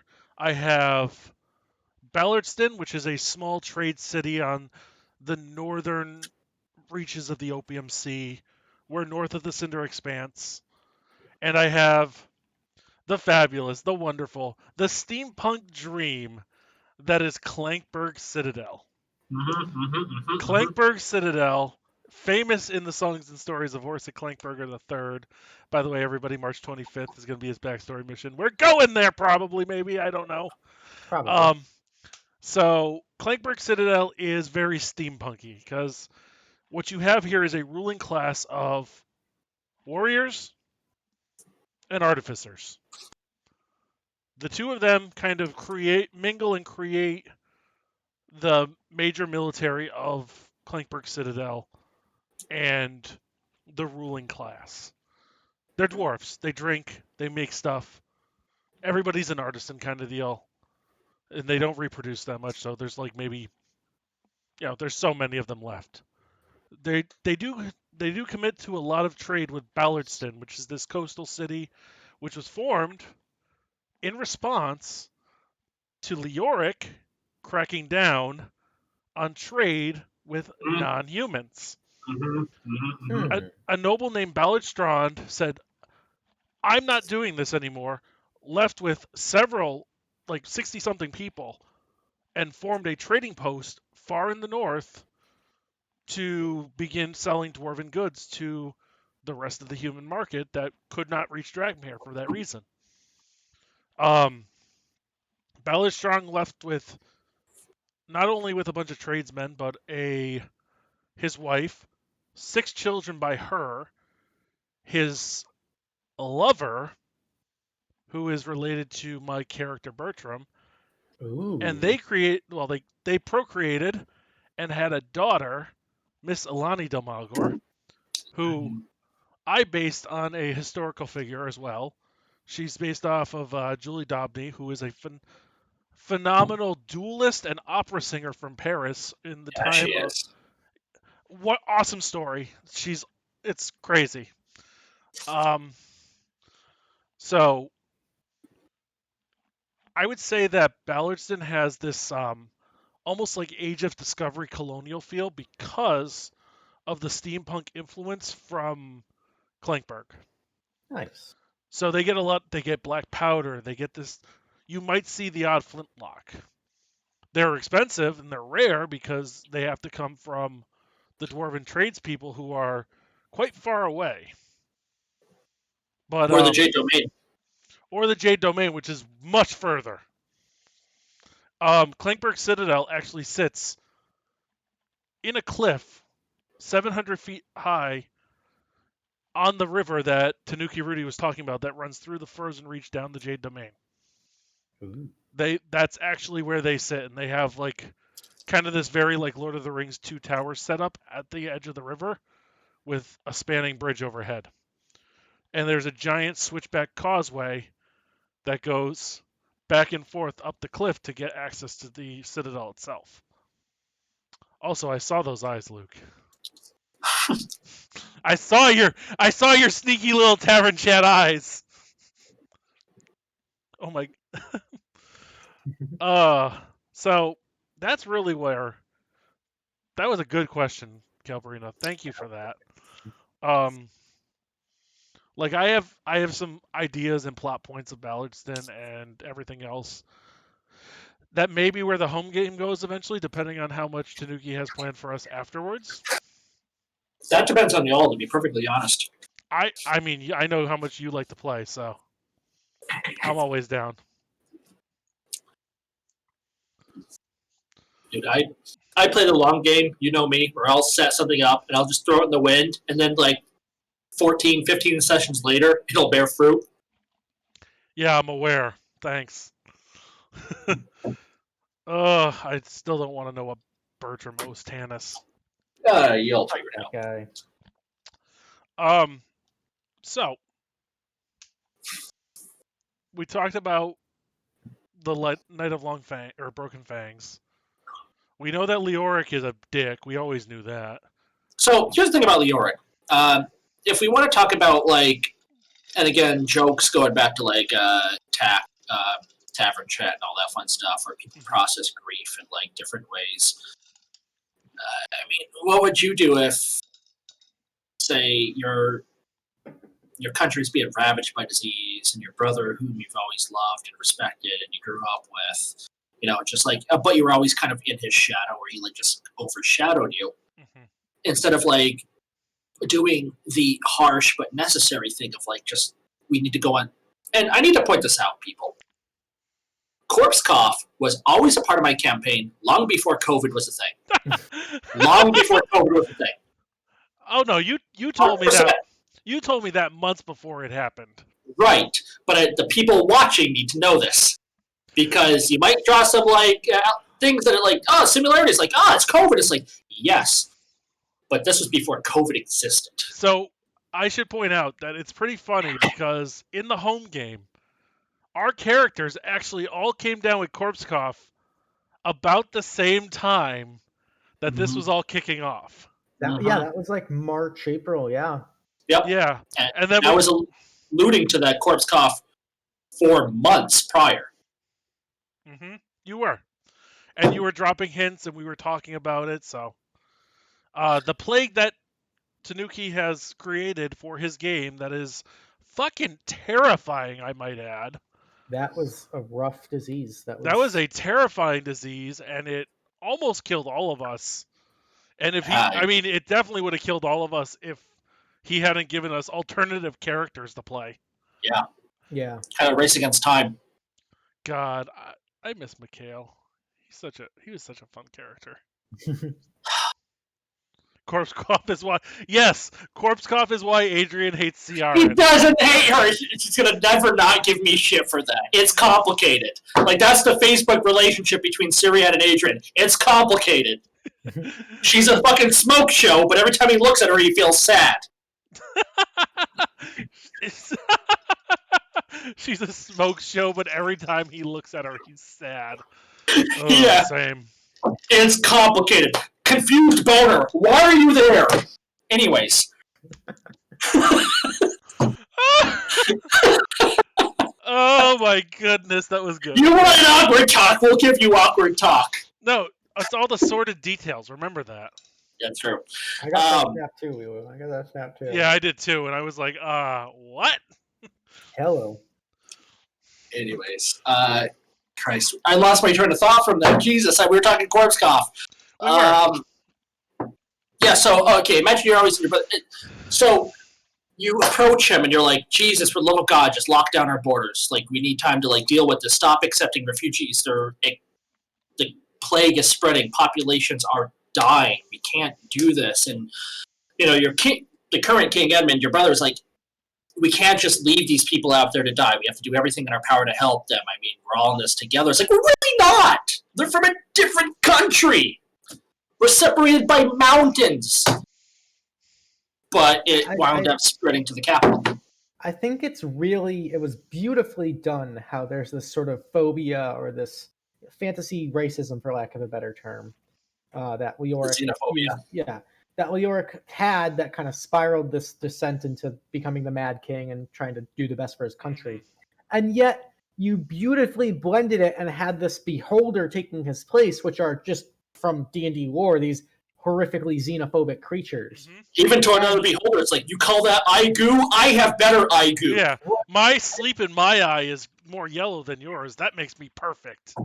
So it was such a beautiful transition in that reveal when we go to finally overthrow the king and there's a beholder there, and it's like almost it makes you think like how far along was this Leoric and how far along were these policies in place because of this Yep. beholder here? Yeah. Exactly. Kind of makes you think. I have some like good moments, and they're few and far between. But I will say, like the Beholder or the Tiamat fight were kind of like my good moments. Oh, the Beholder fight was amazing. Do we want to talk about the time where we fought the Beholder? We found a dried up, desiccated skeleton, which, oh, by the way, that happened to be King Leoric.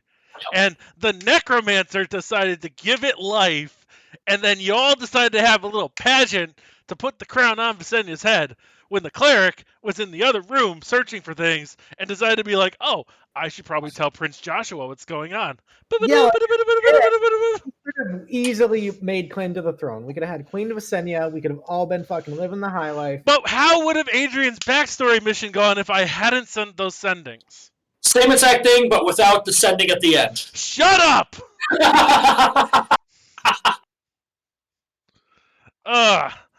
Well, I tried. I tried to be the good, noble cleric paladin that I was at the time.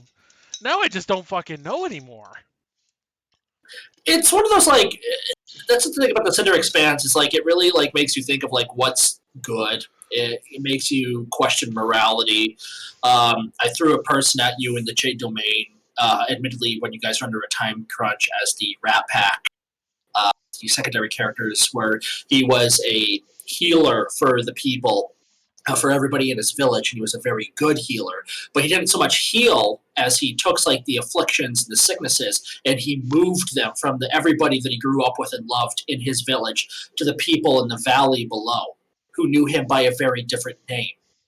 And it made you think, it's like, is he really doing something evil? Like, what would you do if he had the power to like cure sickness or some sort of deformity in like an infant who hasn't even had a chance to experience life, and just like remove it, but you knew it was going to someone else instead? What would you do for your mother if she had cancer? What would you do for your brother if he had tumors? What would you do for your neighbor or your best friend if they had these afflictions, but you knew consciously that it was going to go to someone else? It's like, it's a very like, is he a bad guy? I mean, yes, but also no. It's a morality question. I love doing that shit to you guys just to make you kind of like think. And that's how my campaigns kind of go when you're not like actively drugging an entire town at a concert. Some of us, not all of us. Luke, what about Alexei? Ooh. Alexei of Lexigrad. Yes. So when you're building a world, you kind of have to have a creation story, right? And so I have some things that I don't want to drop just yet, but no, I completely understand. I took a lot of inspiration from like the Silmarillion, the Lord of the Rings sort of things, and one of the key things is sort of the origins of races. Like where did humans come from? Where did halflings come from? 1 second. Races, all the races. Joe Cat, don't be mad at me. Continue. And so, I started with the elves and sort of came up with this concept of them being the ones that were first introduced to magic, starting with sort of natural magic, and that's when you get like Sylvanas and the Forest Father and all that sort of stuff. But then having these sort of like different ideologies blossoming between, okay, this is a gift from the gods, or this is something we can take and we can build and we can learn. And Alexei was sort of this prodigy that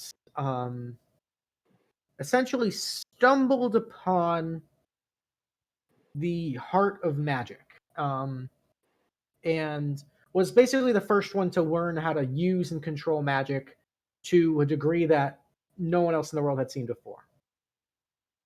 And Alexei was, I guess, wise enough and intelligent enough to realize that, I mean, he was essentially a pseudo god. Like, imagine being capable of casting 9th level spells when the rest of the world is like figuring out cantrips. Like, he's got all this power, and he sees this going in a few different directions. He sees that magic in all of its forms can be used for good and for the betterment of society, and it can be used for evil and manipulative and personal gain. And he saw that there was a faction of elves in the Endless Forest that were going more towards the latter. They were using magic for warfare. They were disrupting the balance of nature. They were trying to gain power through magical means in order to take control. And he put a stop to that. And in this event known as the Sundering of the Elves, he banished them to the Underdark, where they eventually turned into the Drow. Started worshiping evil demon spider goddesses and all that. But Alexei, being gifted with this magic, essentially, I'm a little tipsy, so I'll tip a little bit here. So if you guys want to, we're all tipsy. There are these beings that serve as the guardians of magic.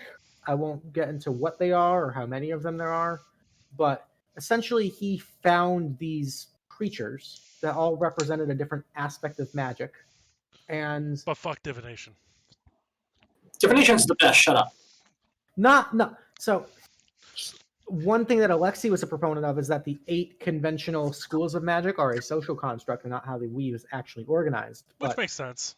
But anyway, so he made sort of this bargain where he was going to take magic and teach it to the people, but he was also going to protect it. And then sort of this very neutral sort of bargain where this is a blessing, you can use it however you want, but just know that there needs to be a respect for its source. And he agreed to that and ended up founding the nation of Lexigrad under that premise of the individual learning and using magic for the betterment of society. Like, this is a gift. We can take it, we can expand upon it, we can study it, we can research it, we can grow and prosper. We can take care of everyone. Now, Lexigrad, obviously, Alexei is thousands of years old, being a high elf, functionally immortal. Founded Lexigrad and really got obsessive with this idea of personal growth, personal betterment, and then taking knowledge and sharing it and making society better. Didn't go 100% according to plan. And as he got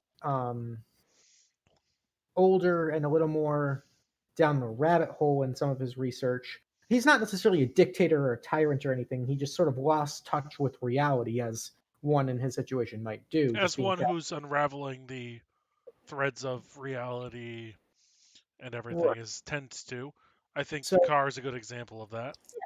And so he had a series of apprentices where he had all these different research projects. He's obsessed with all these different aspects of magic. And so he would say, you are going to focus on this type of magic.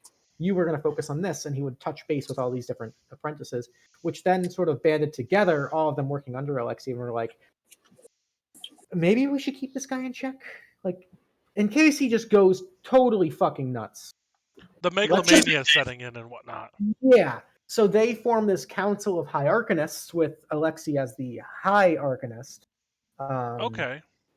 And they all started learning under him and basically formed this pseudo government where they would listen to Alexei's rambles and be like, okay, Dad. Yeah, I understand. We're going to make that happen. Don't you worry. We'll take care of the city. And then they would go and protect the people. And obviously, these big brain sort of personalities in the council too, that have their own personal vendettas and own personal ambitions. So you kind of end up with this modern Lexigrad where some people are taken care of really nicely, and there's a lot of promotion of education and of arcane study, but there's also this huge disdain for the gods, this huge disdain for religion, and extreme amounts of poverty as well. So it's kind of this interesting dynamic of where it ended up. The fate of Alexei, I won't get into any further than that, but for the longest time, the High Council had to hold up this charade that Alexei was just alive, but so consumed by his studies that he wasn't able to make public appearances anymore. Okay. They held it about 50 years before it was revealed that, he got murked by something. Could have been a demon in his studies. Could have been the other High Arcanist. We don't know. We're not going to question it. It just happens. It just happens.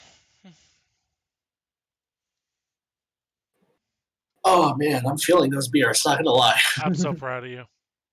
It's one of those things. Like now's the time that I'm all loosey goosey to ask the questions that normally hold close to chest. Just saying. What's gonna happen to Bertram? He's gonna be sad. So I want to point out that Luke, while you're here, because I talked to Mr. Tanuki about it, I was so close to sending me and the fucking cleric to Avernus last night or the other night. That would have been crazy. It would have happened. Through the portal? God damn it, the initiative fucked me. Because Veer went and decided he was going to try something. And I'm like, you know what?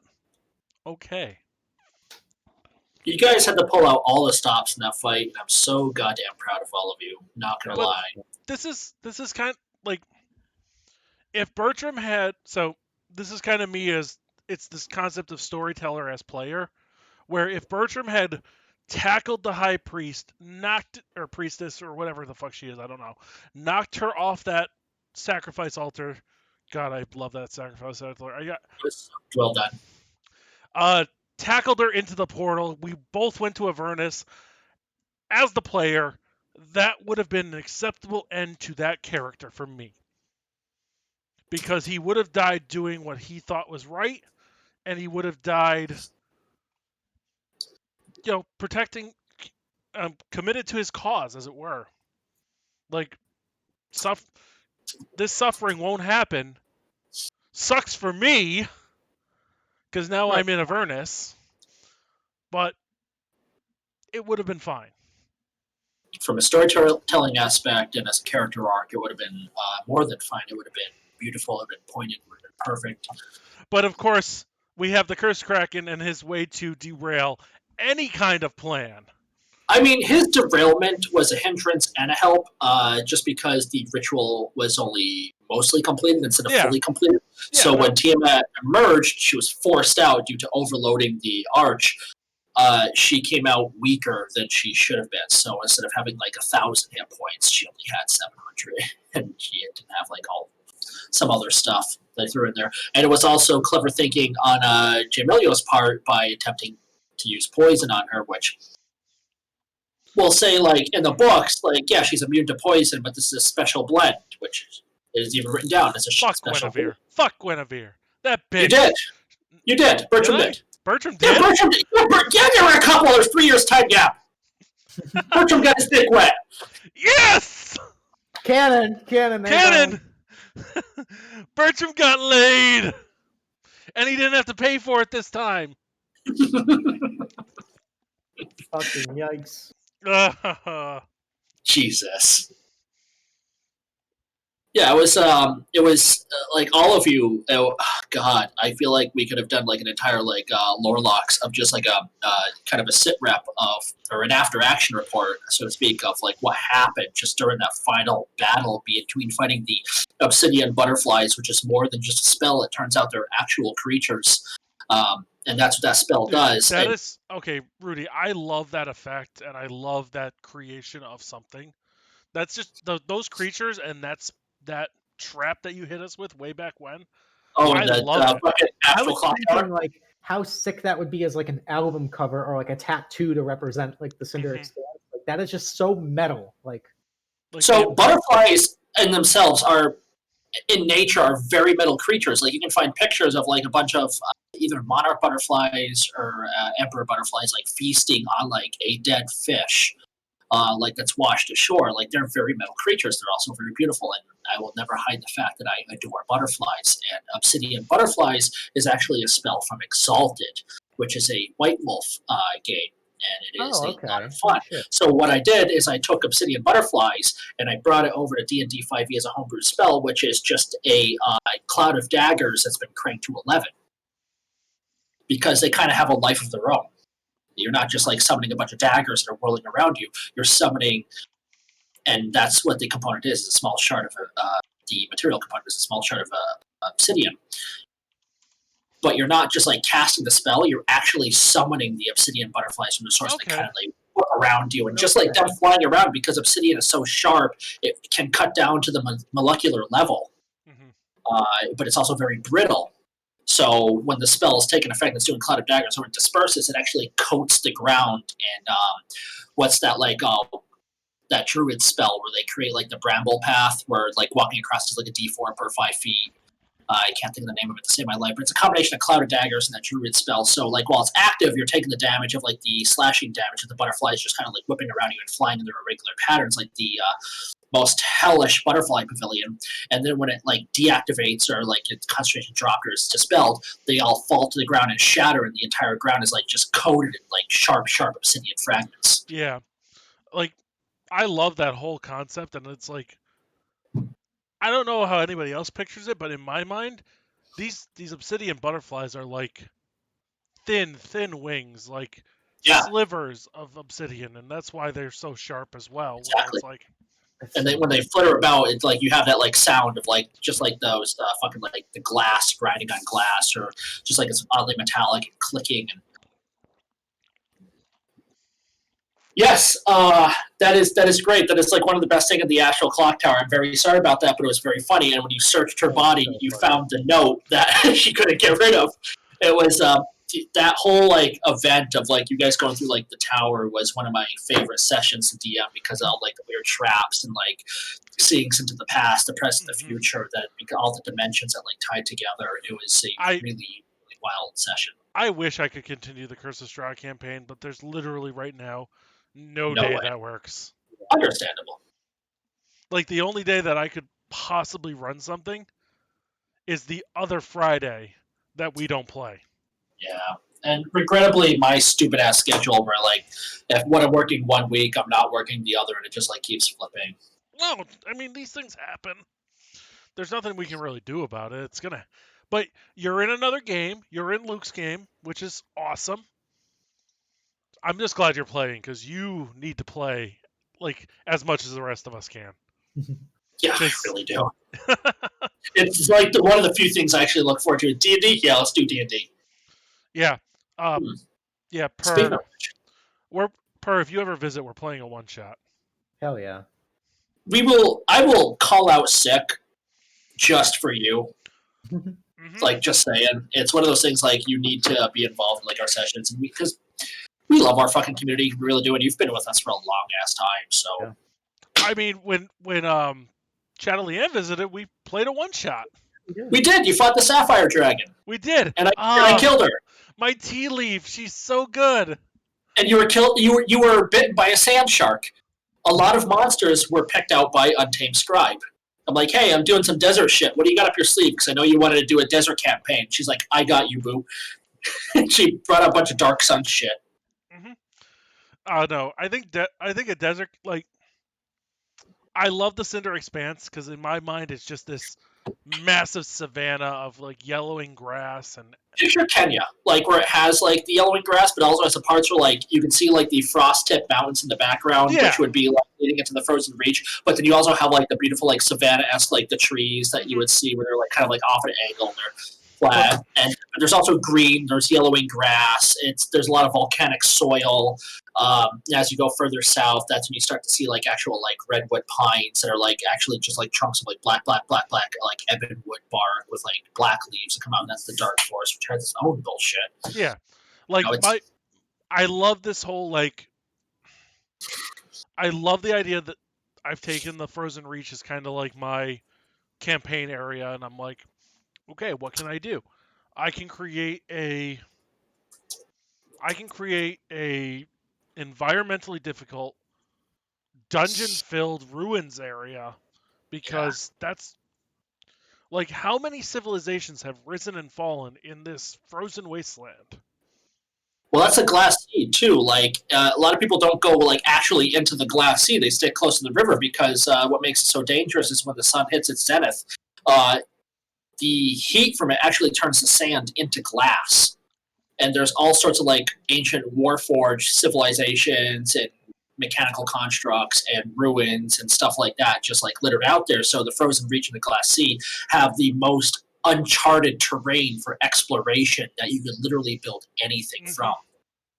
I even have a worm coil engine statted for 5e that's just roaming the wastelands in the Glass Sea. And if you're familiar with that magic card, it's a fun one. Luke. Yeah. What is the relationship, like, without giving away any plot points, what is the relationship between Trareg and Lexigrad? Ooh. So Trareg's interesting because I actually forgot to mention this earlier, but I simultaneously, while running the Marigold Cadoria campaign, there was a brief period of time where I was DMing a second campaign for this bunch of friends. I met them on Reddit. This bunch of friends from like Wyoming or something. There was 4 of them, and I just used that same world. And like, the plan was to like have these 2 competing, adventuring groups that might interact or like see traces of one, see the effects of one group doing whatever. That, for personal reasons, that didn't end up working out. But they actually spent a lot of time in Lexigrad, which is actually why Lexigrad's so fleshed out. Originally, Trareg was meant to be this sort of almost rebellious town of magic users that thought they could do it better. Sort of just still very focused in the arcane, but very much against this sort of very hierarchical, structured government of Lexigrad. So they were still on the island and still technically under the domain or the jurisdiction of Lexigrad. But this is where all this sort of eccentric, oddball, mad scientist sort of vibes came from. And that's where you get these different people experimenting with lichdom, people experimenting with lycanthropy and vampirism and all this sort of like strange kind of more eclectic kind of occult type of magic. And every once in a while, Lexigrad would have to kind of come in and put these people in their place and make sure that they remained kind of locked under, kept them under the heel, so to speak, so that none of the individuals could kind of rise up and pose a significant threat. But it's been mostly just sort of ignored and sort of this like festering wound that the actual people within the city of Lexigrad proper don't really pay too much mind to. Okay. Yeah. So kind of like separate but equal kind of thing. Yeah. It's one of those things where I put on the map when I was building the world, and I was like, I'll come up with a concept for that later, just kind of giving myself the space to expand. I like that though. Yeah. And it just sort of kind of crept in as, I needed a space for this sort of weird occult thing to happen. And I was like, well, it's kind of close by. And then you always, as a DM, kind of run into the problem where sometimes your players will just take a right-hand turn and be like, no, we're going there. And it's like, hey, you guys? Well, okay, time to think of something real fast on the fly. And you end up with sort of, No lie. Like, whenever I do so, like, whenever Rudy here plans something, like, oh, you guys are going to probably be going and doing XYZ. And then, like, 2 weeks later, when we play again and we go, we're going to go do ABC, I'm like, man, I bet he hates us right now. I was going to touch on this during this. I was actually thinking of it before we started streaming, and I wanted to make a quick point of it because Luke and WeeWoo brought up a wonderful point.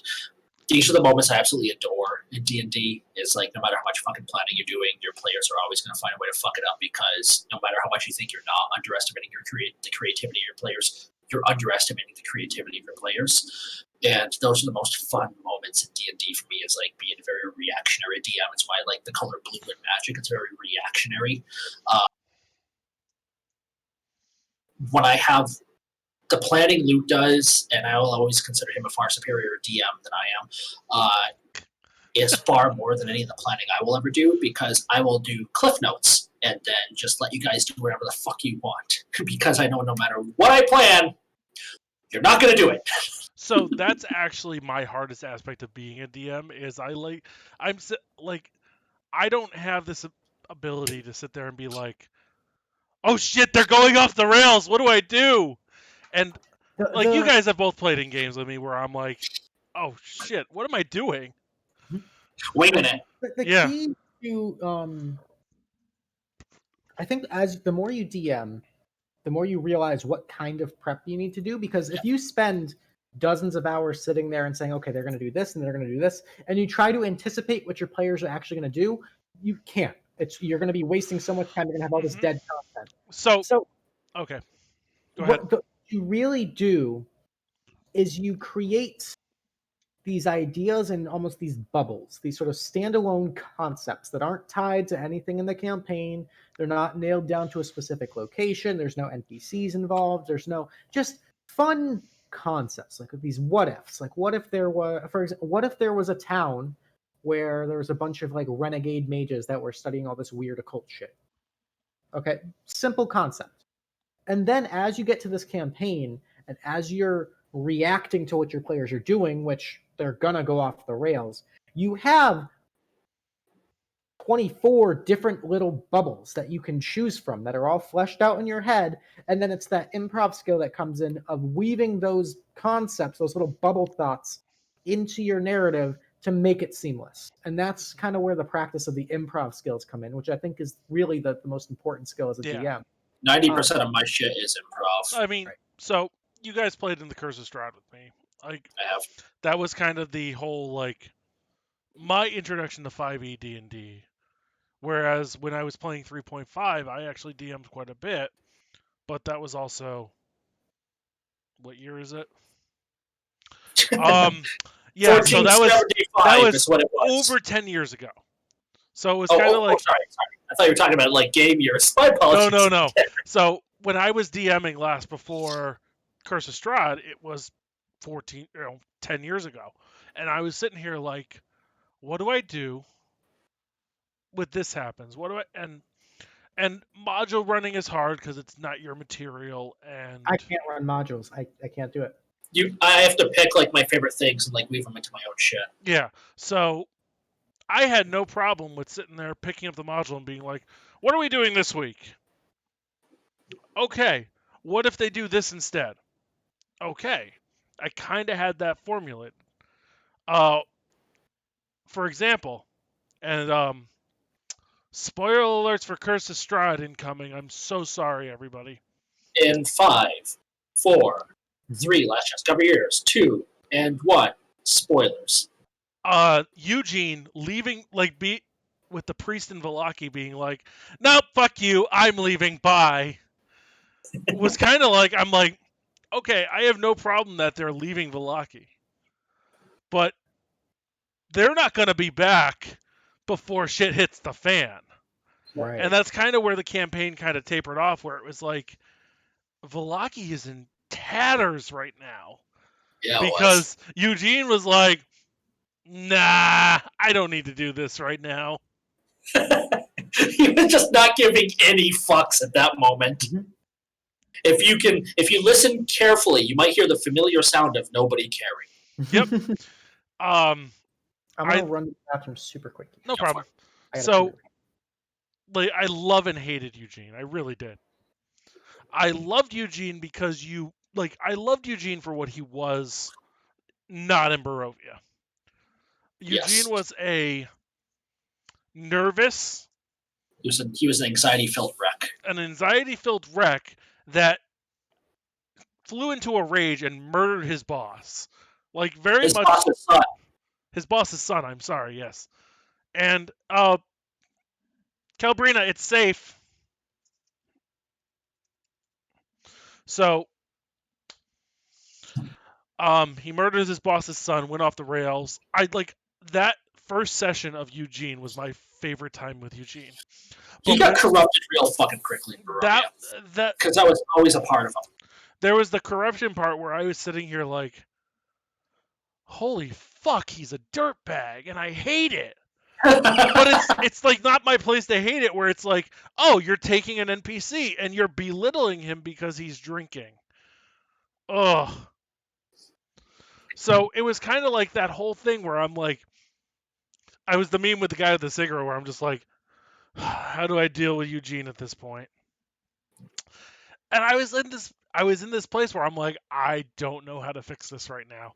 Well, here's the thing, like, Eugene, now that he's in Cadoria, is probably back to his old self. Yeah, he's a nervous fucking wreck working for Weston. He's got like a little bit of like I've been to Barovia, like kind of like he's got a bit of background to him, swagger to him because of that. But his stutter has returned. You know, he's still like questioning everything he does, but he doesn't have that whole like, wow, Strahd sees something in me that no one else ever has, kind of like just like darkness to him. Mm-hmm. But I think Weston is like a non-supernatural version of that, where it's like Weston sees something in him, but Weston's also not sitting there going, General. Yeah, kind of. He's just watching Eugene throw Adrian out of a fucking window 3 stories. Goes, please tell me you didn't throw the Crown Prince out the window. Why'd you do that? Yes, I did actually. Why? Because he was bothering me. Yeah, pretty much. He called you a name, sir. Well, yes, but the thing is that the Crown Prince is not the Crown Prince of Cadoria, and that is where we are right now. Meanwhile, yeah. Oh, we're just talking about Weston, Adrian, and Eugene McCready. Don't mind us. Oh God. He's as Luke's just sitting here like so many sociopaths. Yep.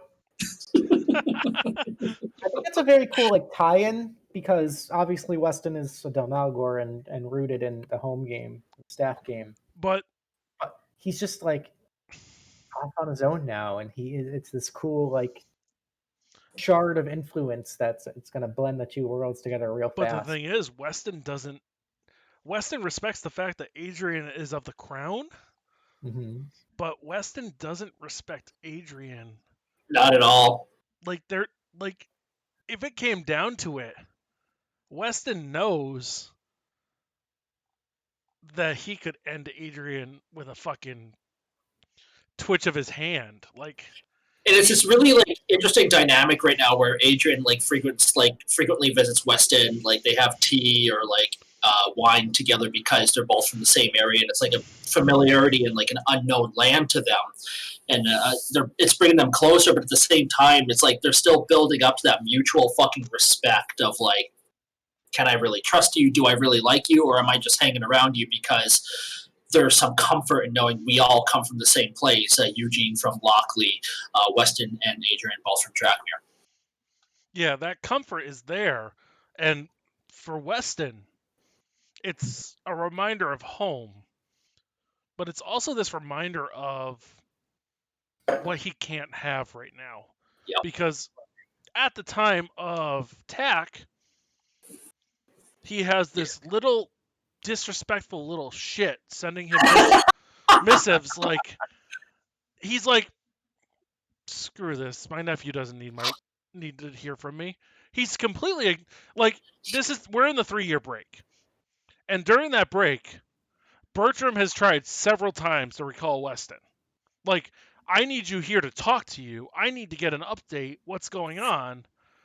And like, my father's dead. Can you help me? And Weston's just been like, this doesn't sound like it concerns me. And meanwhile, Adrian's been getting with Eugene, be like, how would you like to go back home? Clean slate. Mm-hmm. There's a lot of that's this really weird.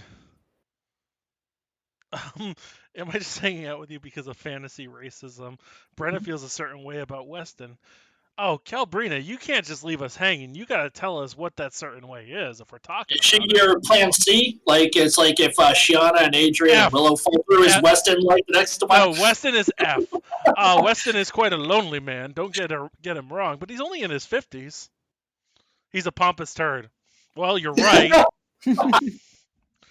He is a pompous turd, but he is a fucking formidable combatant. Silver Fox. And depending on who you ask, he might be in line to inherit some nobility. Mm-hmm. Mm-hmm. Mm-hmm. So it's this very like. Yeah, the Red Blades are like in a class of their own. It's just like very interesting what Weston brought over. It's just really interesting that some fucking idiot keeps killing them all. Just kidding, Luke. I love you. Like, why do they all die? Because they are literally my red shirts. They are to demonstrate. They're my breadcrumbs, damn it. They lead me to the objective. They're disposable assets, dispose of as I see fit. But that's the thing. That's also how Weston sees them. It's like, right. I don't want to commit any of my good men to this. Here, Right, I'm just take these. Yeah. This one eats paste. This one can't find north with a compass, no less. What is in the lead on the poll right now? Because I think last I saw, C or no. Oh, okay. Ooh, we go back to Trareg. We have Vampires and Trareg and the Divan Order are both tied at 4 votes. Ooh. I'm really hoping for like the Trareg because the last time Adrian played was with the Vampires and Trareg, and the first thing he fucking said was, "I want to go back." Yeah. Just a reminder, Luke. How many buy-ins are there right now? As of right now, we have 4. 4.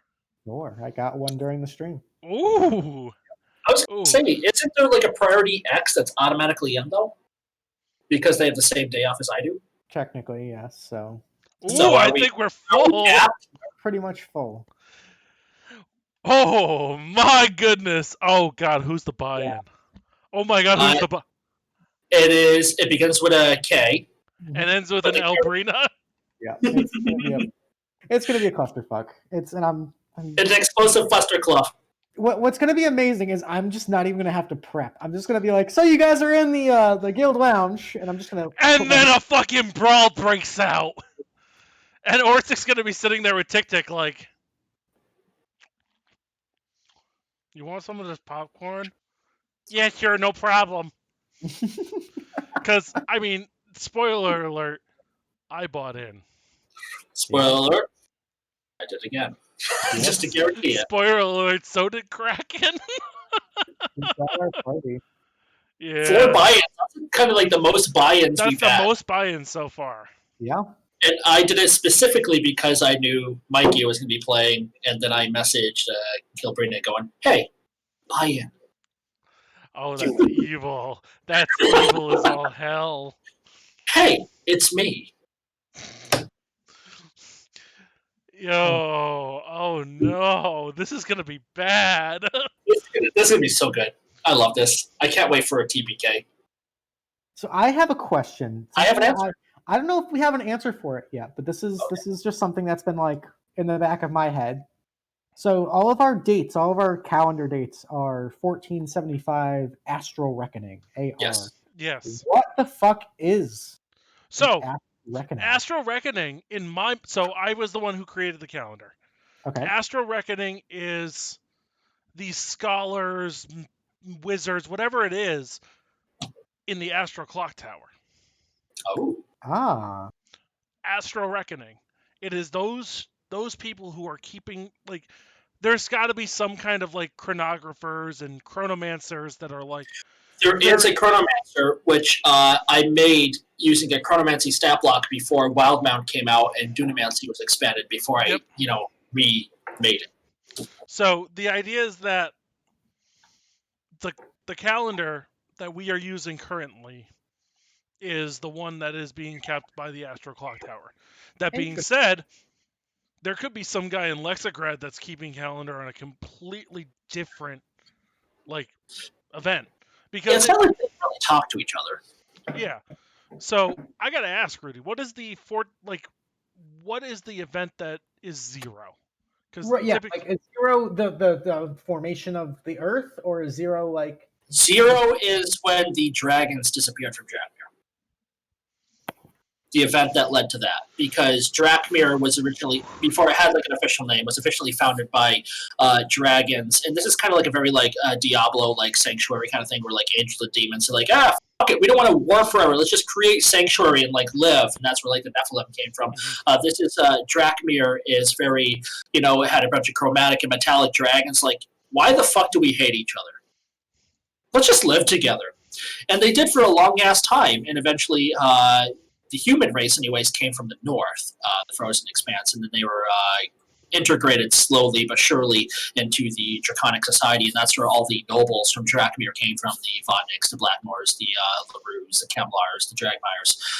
They came from like humans that were interbreeding with the dragons, and then became like the first official dragonborn before like all that, like the years, like the 1500 years or so, where like eventually like the bloodline like was starting to like trickle out and like water down as they like interbred and like that kind of stuff. So all the people who were still of original like the big five, for lack of a better term, like their names, the nobility, they still bear a dragon mark or a crest or like a birthmark on them to signify, like, yes, we are from that draconic heritage, but our bloodline is so watered down at this point, we don't have any of the powers or heritage that we had, say, 1,000 years ago. Okay, Zero is right about when the dragons officially, like, in an event that I'm not going to reveal just yet, happened where they just left. I will say it was catastrophic, and I will say the Oblivion Nexus was created at the same time. Okay. Well, which, as I think I said to everybody playing the home game, the Oblivion Nexus is an area between the J Domain and the Cinder Expanse that looked like essentially magical Hiroshima. Okay. So that's good, because I'm sitting here like, damn, I would have to start a new calendar if fucking dragons came back. I mean, they're working on it. I'm aware. We tried. Might have succeeded. Oh, fuck off. Oh, fuck right off with the fucking tech. The Doom of Valyria. So, what else we got? I ran out of mixers and now I'm doing shots and it's rough. Oh, you fucking animal, you! I love it. I have to maintain for the people. Oh yeah, that's why I'm drunk history. God, you know what? I'm gonna go on a tangent. Let's go. Let's go tangent-wise. So, again, questions from the audience if they come up, please. We want to hear from you. Let's talk Clankbrook Citadel. Let's do it, because I need more info on this. Clankbrook Citadel. We talked about the fact that we have the warriors and the artificers who make up what is basically the defense force and the ruling class. About 50 years prior to the TAC game, there was a ruler by the name of a bugbear ruler. He was a bugbear, right? He was a strong, think from R.A. Salvatore's work, 3rd edition D&D, Obold Many Arrows. Okay, right on. Love it. He is a bugbear that has united hundreds upon thousands of bugbears under his tribal rule. The White Hand or something. We'll go with that. We'll get there. That's not. Hold on. Hold on, drink. So they decided they're tired of living in the mountains and the fields and the caves and the nonsense. Pan pizza, good choice. I got one of each because, the $5.99 deal. So they all decide they're tired of living in the fucking cold. Simple as that. We want better places to live. So they're looking up at the giant cliff that is the north of the frozen reach, and they see the Grand Causeway of Horag. The Grand Causeway is the one that switchbacks up the cliffs, and they realize that it's time to attack the dwarves, and we're going to do this. So this bugbear tribal leader musters all his forces, and he marches them on Clankbrook Citadel. Now, Clankbrook Citadel, because unlike halflings, dwarves don't breed like fucking rabbits. So many tea leaves. So many tea leaves, not many Clankbrook's. Oh. They're gonna hit them. They're gonna hit them with, again, bugbears also of the goblinoid races. They breed like rabbits. They're gonna march the causeway. Whoa! Are you comparing halflings to goblinoid races? Not directly. Yep. Stop putting words in my mouth. Wow. He is totally 100%. Wow. So they Hashtag teenage are just goblins in disguise. They marched the causeway. But dwarves, as pragmatic and industrial as they are, have a plan for this. The causeway is blown. They had about 300 dwarves that were on the causeway and holding the line. But when the causeway exploded, they were able to push back the bugbears. So you're talking like you probably had like a front of like 7 or 8 bugbears and 7 or 8 dwarves on this pretty narrow causeway, probably only enough for like a wagon caravan to go up in a single file. But the explosives that they used knocked everything out. Because fuck, the dwarves of Clankbrook Citadel are this industrialized, steampunky, very ingenuitive, because you all know Orsic Clankberger III and how ingenious he can be when he wants to be.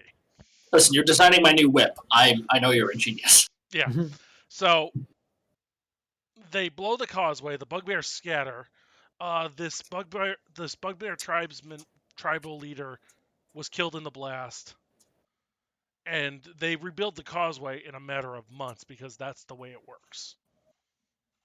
Because they're dwarves and they do these things.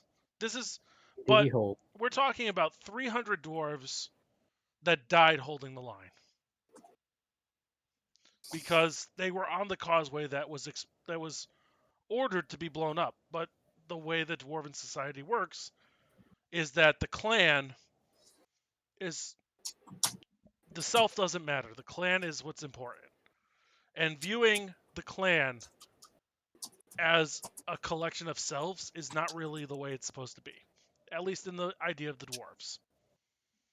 Where you're like, oh, I'm myself, but I'm also part of the clan, and I need to think of it that way. They're not really, like, you get the odd dwarf that's not wired that way, and they're like, no, I'm me. And they kind of think more along those lines of being a human, whereas if you are living in the clan, you are part of the clan, you are the clan, right? At least that's my aspect of how dwarves were supposed to be. The dwarven yes, the dwarven hodors. Hold the door. Hold the causeway. Hold the causeway. The causeway. There's a cat going like, let me out! Let me out! Let me out! Oh God, I gotta pee. I'll be right back. Sure. Leave us in suspense, shall you? Oh, that's about it. I mean. Oh, okay. Sorry. They won the battle. The bugbears were turned away, and they rebuilt the causeway. I'm not playing my hand too much. I gotta pee. All right, I got a game for you. Okay. All right. I don't want to leave. No, go leave. This is me and Rudy. You and Rudy. Okay. Yeah. I love these. Let's do this. I don't know what it is, but I'm already excited. Get the fuck out of here. Get out. Go, WeeWoo. This is private time. Get on, get.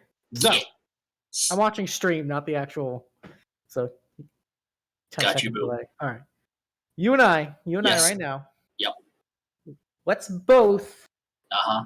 reveal one campaign secret. Doesn't have to be a big one, but something we've been holding close to the chest. Okay. Let's. I'm trying to think of something I want to share, but maybe the chat first. Maybe do you the chat can help us. Do you want chat to ask us a question, or and have them ask something they want to know, or do we decide for ourselves?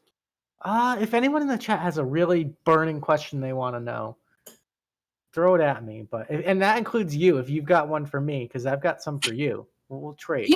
I don't have one for you now, Luke. But if you have one for me, I will. Why don't you ask me, Luke? You lead us off before chat goes. All right. Let's see. I gotta know. You had kind of mentioned. So, the animated Isles, right? We had that conversation when Finn died the first time, and there's this curse and everything. That kind of like weighs over it like a. Yeah. Right. Yes. I mean, the tea leaf, that branch of the tea leaf family's been in the animated Isles they've established themselves for a couple generations. Yes. At Is least. there is in your history of the Teely family in the Animated Isles?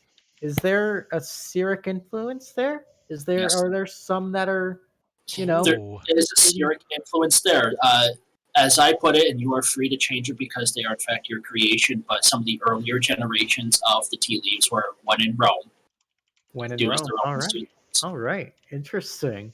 Because I was kind of thinking we've got some members of the Teely family that canonically exist that aren't exactly the most No, these are the ones, particularly if we were to talk about Finn's sister. And the alcohol is coming to me, so her name's eluding me. Victoria. Yeah, I knew it began with a V, and I was going to say Valeria. I'm like, that is so wrong. I'm not even going to say it out loud. But yes, how she is a very lawful evil character, and I do appreciate the creative liberty you gave me when painting her. Because when I was looking at her design, I'm like, man, there's like a Black Widow like hourglass on her. I need to design that. Yep. But yeah, Victoria is kind of like an homage to how I originally pictured the earlier tea leaves when they first established the Animated Isles, when it was very when in Rome. Okay. I dig it. Oh, we have a... Can I request the Power of Cheese commercial? So, our commercials are random. I can't guarantee that won't take 10 minutes, so I have to say no. Yeah, so I guess since WeeWoo came here, and I'll give one to you too, buddy. Luke asked me something. Excuse me. We're sharing campaign secrets. Oh. If you have a burning question, if chat has a burning question, we are willing to answer one thing. So WeeWoo, do you have a burning question for either Luke or myself about either campaign that you would like to know? Oh, do I? God, so I love being able to not metagame. I'm really fucking good at it, it turns out. Yeah, actually you are, surprisingly, having designed the stage for the final battle. Oh, I'm going to use my Cloak of the Mountebank right before we actually get there. I knew it was coming. God damn it. Why is Marjorie such a butt? Because she's a butt. She's a schemer, Jamilio. That's the thing, though. It's like... I'm going to field this one because it's... So, Marjorie is a schemer, but she got there somehow. So Marjorie is actually the middle child between the elder De Malgore, whose name is DeMarcos, died in the corpse cough, and younger Bertram. So while Bertram and DeMarcos were learning sword and lance and horseback riding, she very much had this like Arya Stark thing where she had to learn needlepoint. She had to learn how to be a gracious host. She was being prepped for the female nobility. And what you saw was she began to she had this resentment in her from DeMarcos the Elder. You know, her older brother, she was never going to supplant, even if she tried. Well, if she tried, she could have killed him, but that's besides the point. Because primogenitor is a thing in Drakmir, not male primogenitor. She would not have been skipped. Yep. Whereas Bertram is the threat. Yep. Bertram was a young up-and-comer. I don't remember the exact ages. I'd have to check. I think Bertram was 2, and then that would make Marjorie like 7 or 8. When Marjorie pushed him into a horse trough, and he started to drown. Or I think it was a horse trough. I don't remember. Yep. It was a small body of water, and Bertram was going to drown because he was like 2. So the animosity started young. Yeah, it was very Macaulay Culkin, the good child. Like this is fucking dark, dude.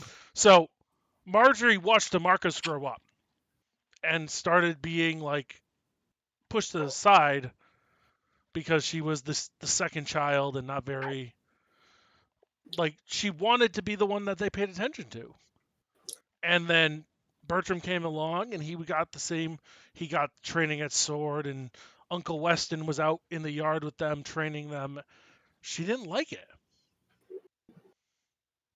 So that's really what it came down to, is it bred this resentment for her siblings in it, in her, and she went out and sought power the way she felt was correct. Power for a price at the Church of Cyric. Half off this month.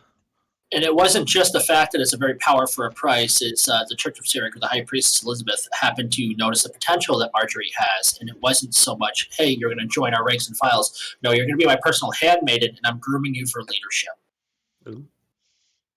Fucking, we got this shit. I built the before part, he built the after part. Y'all are filling in the middle. Mm-hmm. I'm drinking a plethora of things tonight, so are we. So I want to say this right now. Our view count, I'm just kind of like gathering over, and we're at 13. If we hit 15, WeeWoo, let me know. And I'm gonna order a set of Norse Foundry metal dice, and I'm gonna give it away to. 15. Okay. 15, yeah. We were definitely there earlier, but we're not gonna. Well, I tell you what. We'll give it a little bit and see if it rolls up, and if not, we'll just roll the dice, and someone's getting a color from Norse Foundry, courtesy of Tanuki Rudy, because I think it's a fun little experiment, and I'm drunk. This is totally a this is an experiment for us completely. This is not something we've done, and this is really on the. I think we have like 3 days where like, do we want to do this? Yeah, let's make it happen. We Sunday? literally decided, hey, let's do this. Oh, WeeWoo doesn't have a fucking clue what he's going to do on Sunday, so this is fine. Let's go for it. I mean, we got 4 votes for yes, and apparently I typed knee instead of no. That's why there can't be no. It's like yes or me. The night you say me, I can't stop saying it. I said it again. I love it. I love it, guys. Thank you. So, God, this is So the question still stands. If you've got a question for me, WeeWoo. Yeah, Bubby. Oh, I got one for you, Luke. Oh, okay. Bring it on.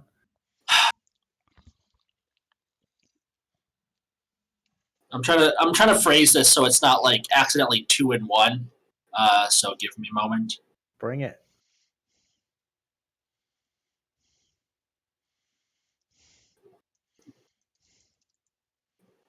Actually, I want to carefully word this. We'll have WeeWoo go first, as I need to pick it apart because I want it to be specific and not like one of those stupid like reaches. You kind of get what I'm saying? Okay. Yeah. Ciaran should Per make an alt for tech.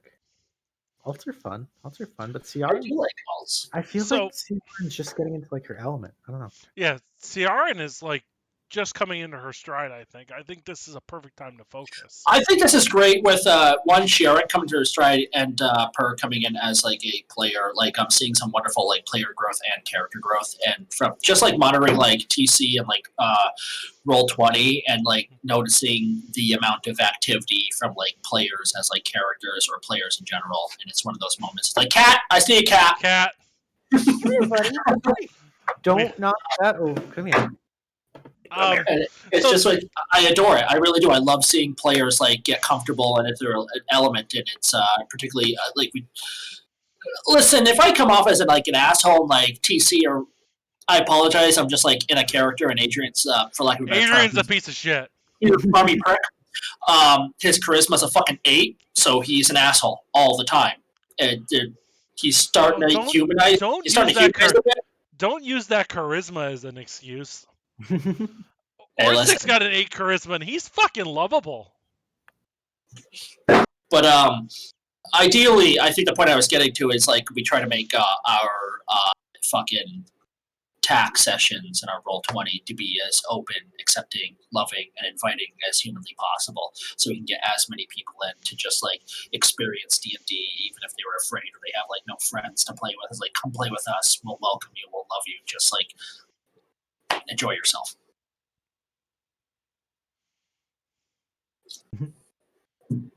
Yes, Uranus, I eat the asshole. If you're a gentleman, you do. Tossing salad, brother. Okay, wait. So, I guess I have a question for Luke then, huh? Bring it on. So, freebies. I'm thinking now because I didn't really have one. Tell us. I'm going to request information. Tell Okay. us about the Daibon Order. Okay. Okay, that was gonna be my fucking question, but you I was trying to think of the way to make it nice. I was trying to go what's the order, but be specific. You just kind of jumped on what I was gonna do. So also, we just rolled a poll. Okay, rolling it. Roll the night bot. Who gets dice? Who wants dice? So the Daibon Order was actually from the backstory of one of Marigold's fellow adventurers. This player named Johnny, whose character was Sentes, who is a monk/mystic multiclass, which was just so ridiculously fun. But essentially, in his backstory, he started as a monk, and the Daibon Order was this organization, this group that existed before the founding of Cadoria, that was ultimately founded on the principles of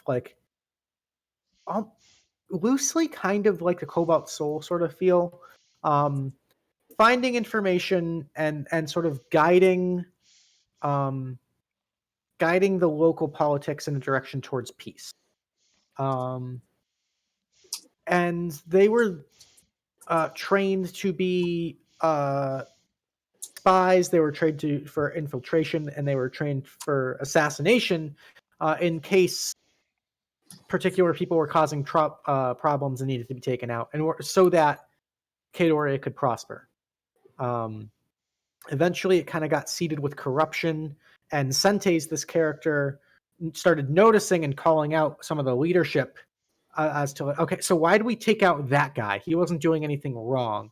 And then putting the pieces together, seeing the consequences, and seeing people in the wrong positions in Cadoria starting to gain power, and kind of in turn, seeing this organization known as the Black Oak Company rise to power super quickly.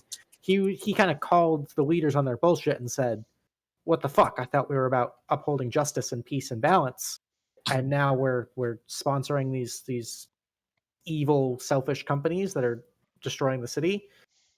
That seems fucked up. And then the Daibon Order actually put a hit out on Sentes, and he escaped and got on a boat and left Cadoria and never went back because he was terrified of this order killing him because he knew what they were capable of. So that was one of my sort of baddie backstory kind of tied in inspirations from that original Marigold Cadoria campaign.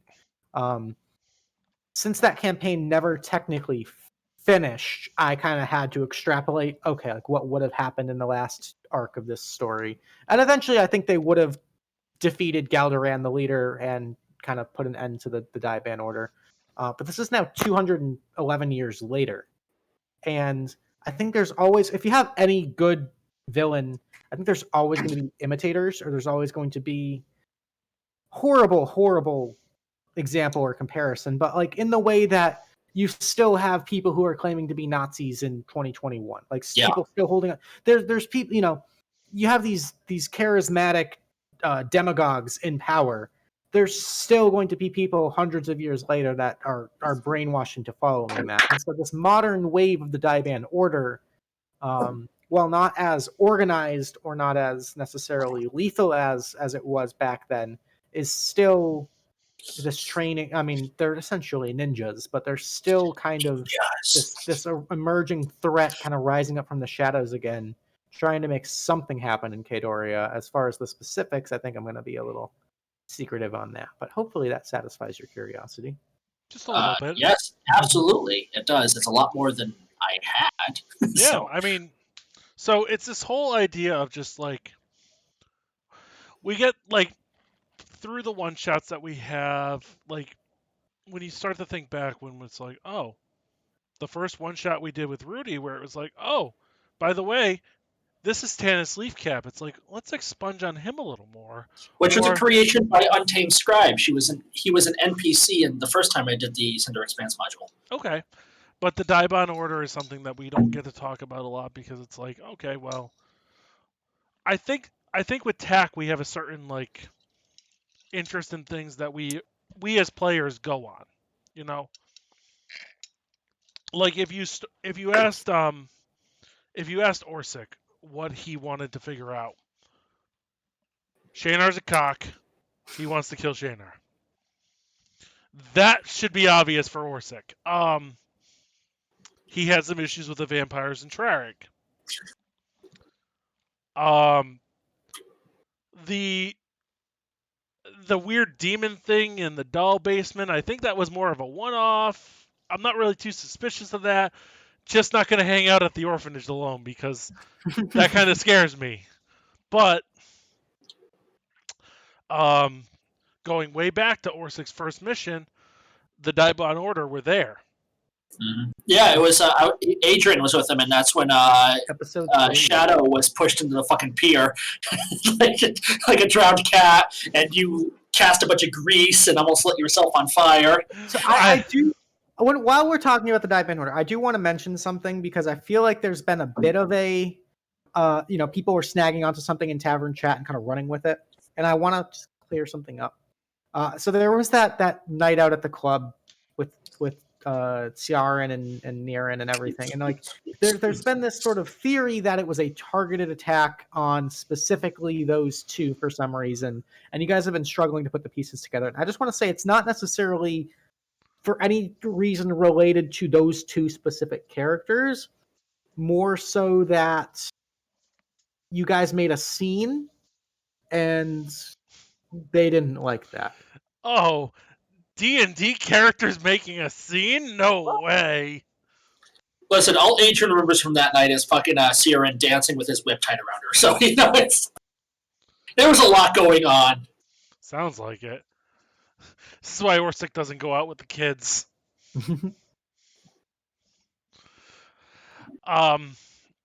What else we got? So I'm still waiting for those burning questions from chat. I've got one. There's so I got a secret I'll spill for you guys. Slipped right now. Go ahead, Rudy.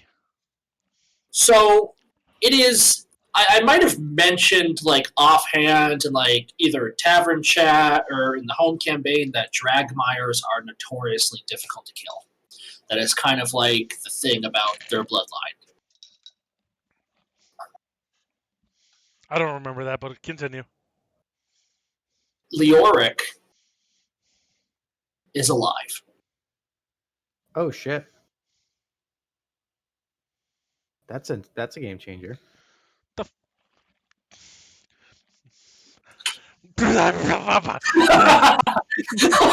want to, throw that out there. Let you kind of have fun with that. Why am I not surprised? Bertram can't die even if he wants to. He's so tired. No, you're going to suffer, my friend. Death is a release. Well, so clarification. We fought Tiamat on Friday night. I'm sure somebody's seen you all have probably seen the social media pictures, the Snapchats, all the rest. My cleric has, for no less than 6 months of world time, been going, I'm so tired of this. My cleric turned around, looked at Tiamat, and went, this is who I am. This is who I represent. You're annoying me. This shouldn't be happening. Can this all just stop? Just cut the shit. For the reference, he actually died in the fight. You did. A couple of you actually died in the fight, and we've also been testing out this new thing where you don't make your own death saving throws. I make them for you. I actually really like that. That was amazing. Yeah. It sucks because it's another layer of complexity for the DM to track. But honestly, what? It's such a simple layer, I don't mind. Yeah. That was an awesome just touch. So, there is a lot of bleed over between Orsic and my cleric, but I would have to say that Bertram's probably a little more level-headed. Orsic will not stop, and he knows he will not stop. Bertram has this level-headedness to him that is actually present occasionally. Yeah, I love the characters you made out there. Orsic is a lot of fun, and the dichotomy between him and Adrian is really good. And like Bertram is just like a fantastic character, and he leads to like all these like really poignant moments. Also like the really comical ones when he talks to his god, and like the response you get is like it's never something nice like a bee flying into his face and stinging him, or like tripping and falling face first into a stream. You know, it's just like it's always like some sort of suffering, which is very fitting from Ilmater. So I do want to bring up the fact that we do borrow Forgotten Realms gods, because Rudy brought it up with Cyric. I am very much, when I started playing D&D, was all Forgotten Realms. Yep. The history of Ilmater isn't really in this world so much as he is something that represents the suffering of the masses and correcting that. So Bertram does suffer, I would say needlessly, quite a bit, but it's kind of just the way it is. Luke, as I'm sure you already noticed, Calbrina wants to know, what did Marigold do that may not have been good? And I'm going to go get a drink, so I'll be right back. This is a tough one. Yeah, So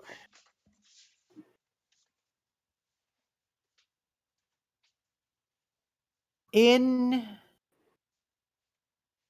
trying to be vague because specifics are. So at the end of that campaign, when the world was ending, when the big bad evil guy unleashed his final plan, and there's this epic final battle happening, there was a decision that Marigold had to make.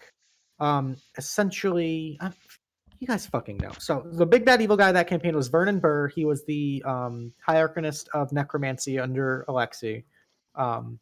Essentially found a way to get rid of, essentially achieve the capability and even surpass the capability of Alexi himself as far as magic. And then his ultimate goal was to take that power away from everybody else so that he could rule as essentially a god. And he succeeded for a short time.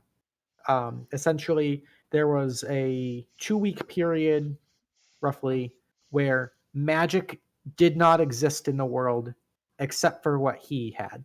So you have this high-level party of adventurers. You have an artificer, and you have a druid, and you have a mystic that no longer has magic and now has to go into this level 20 encounter. How the fuck do you win that? They ended up succeeding, but ultimately, Marigold's best friend died in the battle.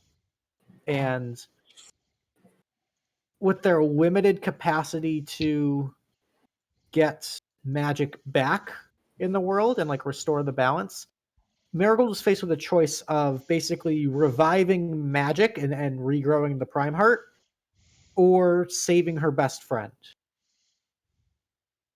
and bringing the best friend back. And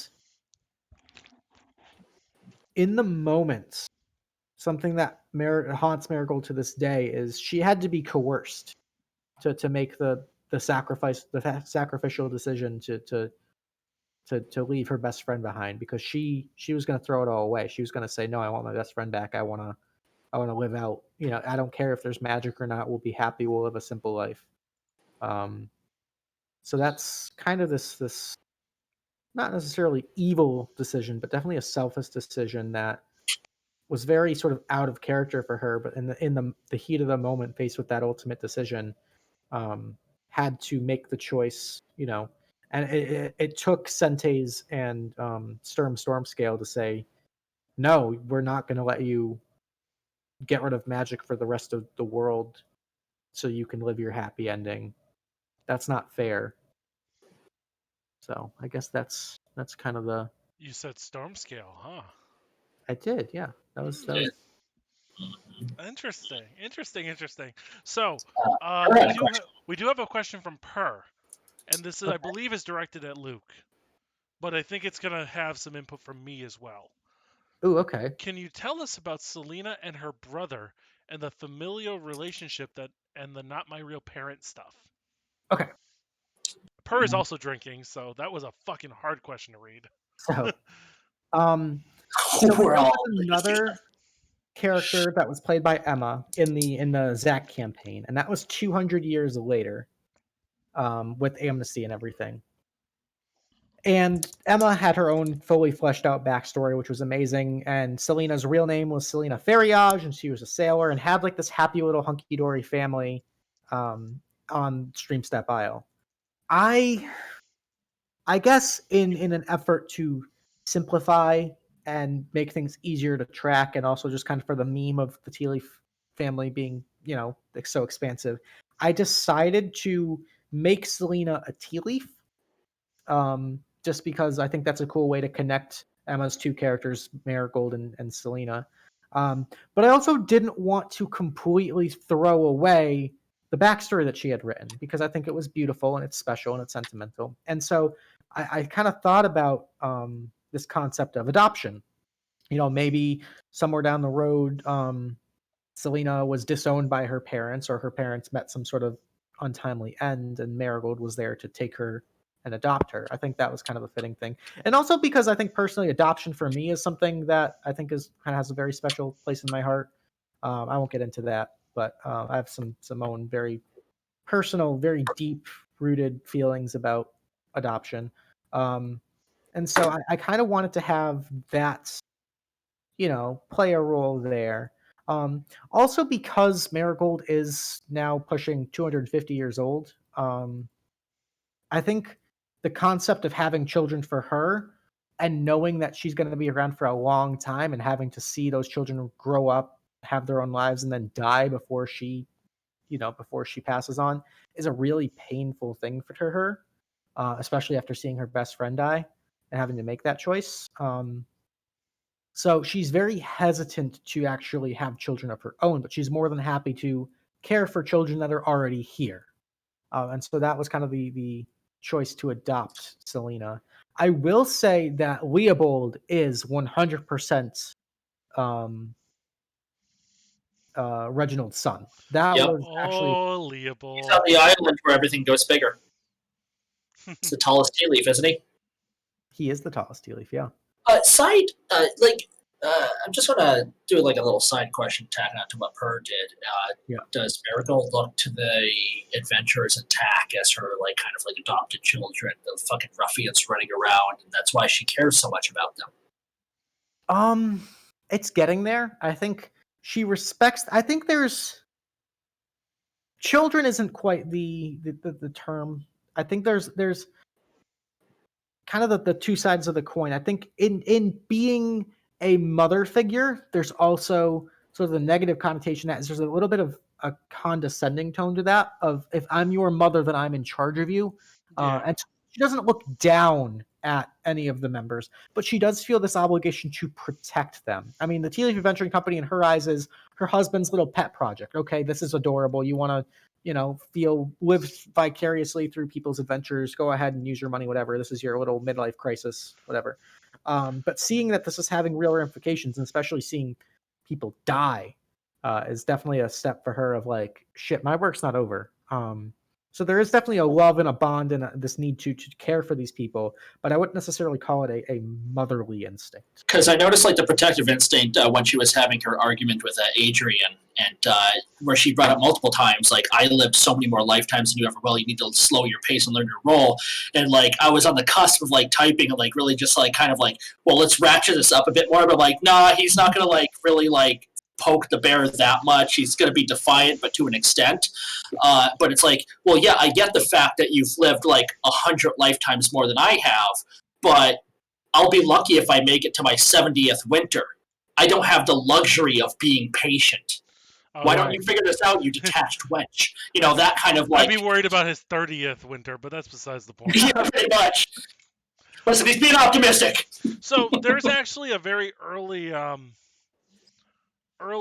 in the tavern chat where Marigold was there, and even Orsic was treating her almost matronly. And I think that, do you remember that, Luke?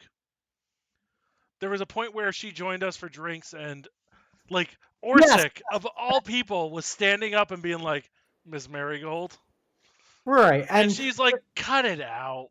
Yeah, stop it, you. But it's kind of Oh boy, there's some heat for the calling Marigold names in chat, just so everybody knows. Listen, like, I'm getting it. Like, I understand, but as a character, like, you have to understand, this is, like, honest to God royalty getting really fucking aggravated in a situation where he just feels like, I don't have time for patience. I'm a human. I'm not a druid. You age 1 year for every 10. I'm going to die soon. I can't be patient. We need to go. It's because of your kindness people are dying. But that's the Dragmire pragmaticism coming through too. So even Orsic, who has lived 138 years, has this respect for the fact that Marigold could end his existence if she chose to. That's how Adrian feels too. That's why he didn't push it. Like, he doesn't want to be like brain dead for a month. Yeah.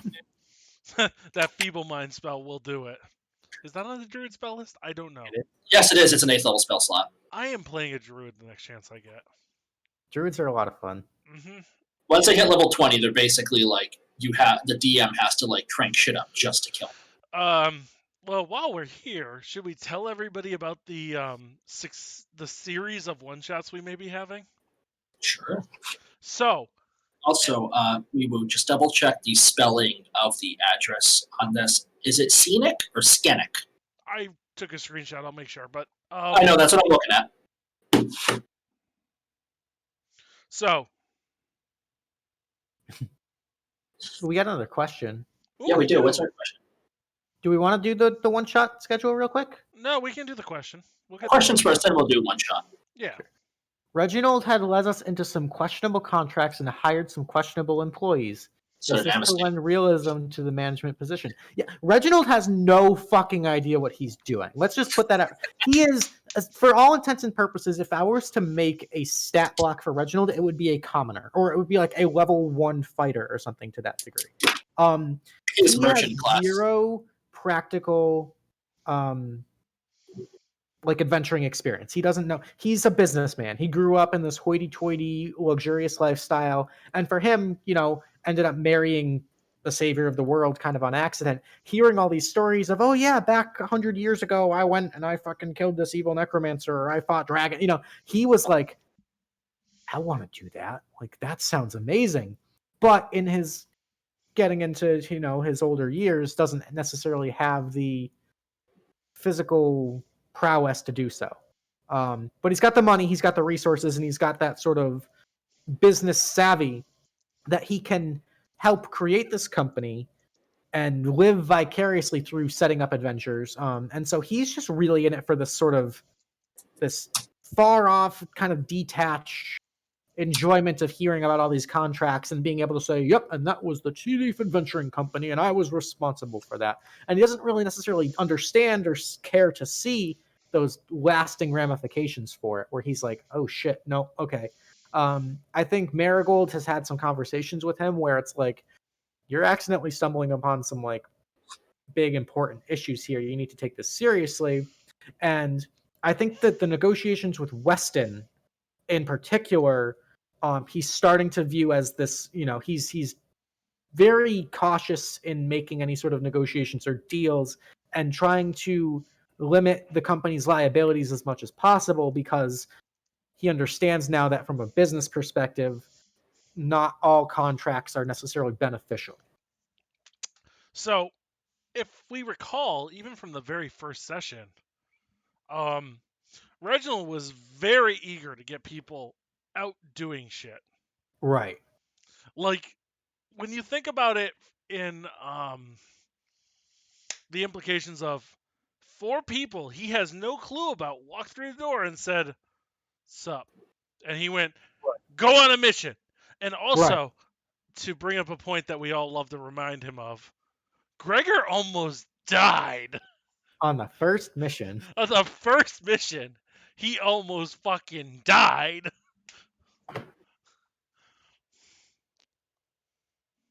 I'll answer that one real quick. Just no. But yeah, it's an interesting, from a role playing and a logistics standpoint, trying to have this sort of aloof He's not an idiot by any means, but he's so. I wanted him to be this very much detached from the actual experience of adventuring, so that the thought of being more cautious is more of an afterthought to It's him. like a billing manager. It's like a billing manager in an emergency services field where it's like, oh, I'm involved. It's like, no, you're not. You're you there put just the, to like you build. put the paperwork through so the money can be made, and Right. Like, as far as Reginald's concerned, like, if this is all legally accounted for on paper and documented, like, it's foolproof. It's nothing can go wrong. This is an agreed upon thing, yada yada yada. Like, he obviously knows legalese and like the loopholes and everything to look out for, but like he he doesn't is a understand. businessman in a public service that probably shouldn't be running the business he's running. Sure. Yeah. Because he's providing a very dangerous service, and he's treating it like transporting a bottle of wine. Right, exactly.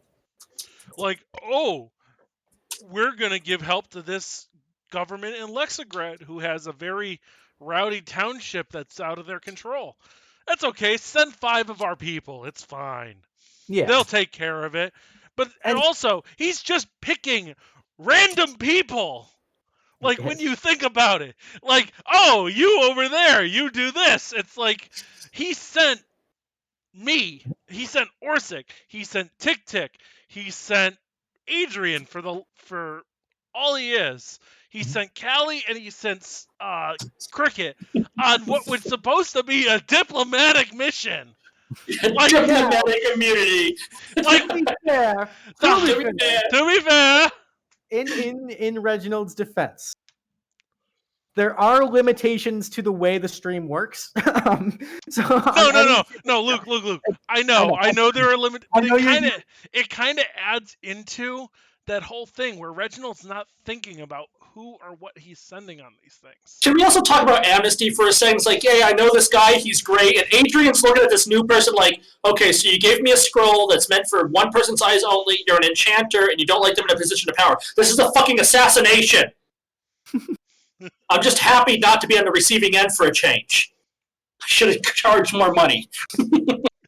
So, Pasta actually has a very blunt question for you. Reginald has no fucking clue what our character classes are. So in my mind, I tend to personally view the rules and like the official classes as more of a sort of like because you have to call it something, but in like the world that they're playing, people aren't walking around saying, I'm a cleric, I'm a fighter. Like that's like you would be more, it's more of a profession-based thing.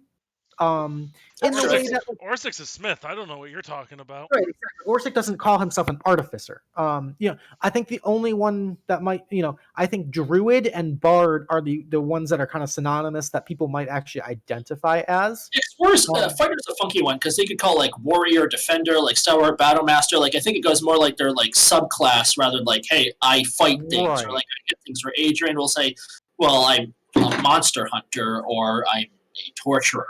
It's just like right. And I think Per brings up a good point. Like I think if you look at Ciaran, I think she's the most like one of the most unique bards I've ever seen. In that she's almost like a druid more than a bard. Yeah. But again, so Calbrina brings up the same point where it's like I'm a healer, and it's like, but you're a warlock. Right. But it's like but that's the concept where it's like, so her character class is a warlock, but Brenna identifies herself as an herb woman and a healer. Right. Exactly. You can actually say Adrian's a fucking detective at that point because his whole thing is fucking reading people. He can't tell a lie to save his life, but he can like look at other people are lying. Exactly. Yeah. So I guess Reginald, as part of that application process that theoretically everyone does, is loosely aware that people have specific talents. But as far as like any sort of preconceived, I should send sneaky rogues on a stealth mission. No, it's going to be first come, first serve, just getting contracts out the door, getting paid, volunteer basis kind of thing. So Yeah, he's a businessman first and foremost. He's not sending the best people on the job.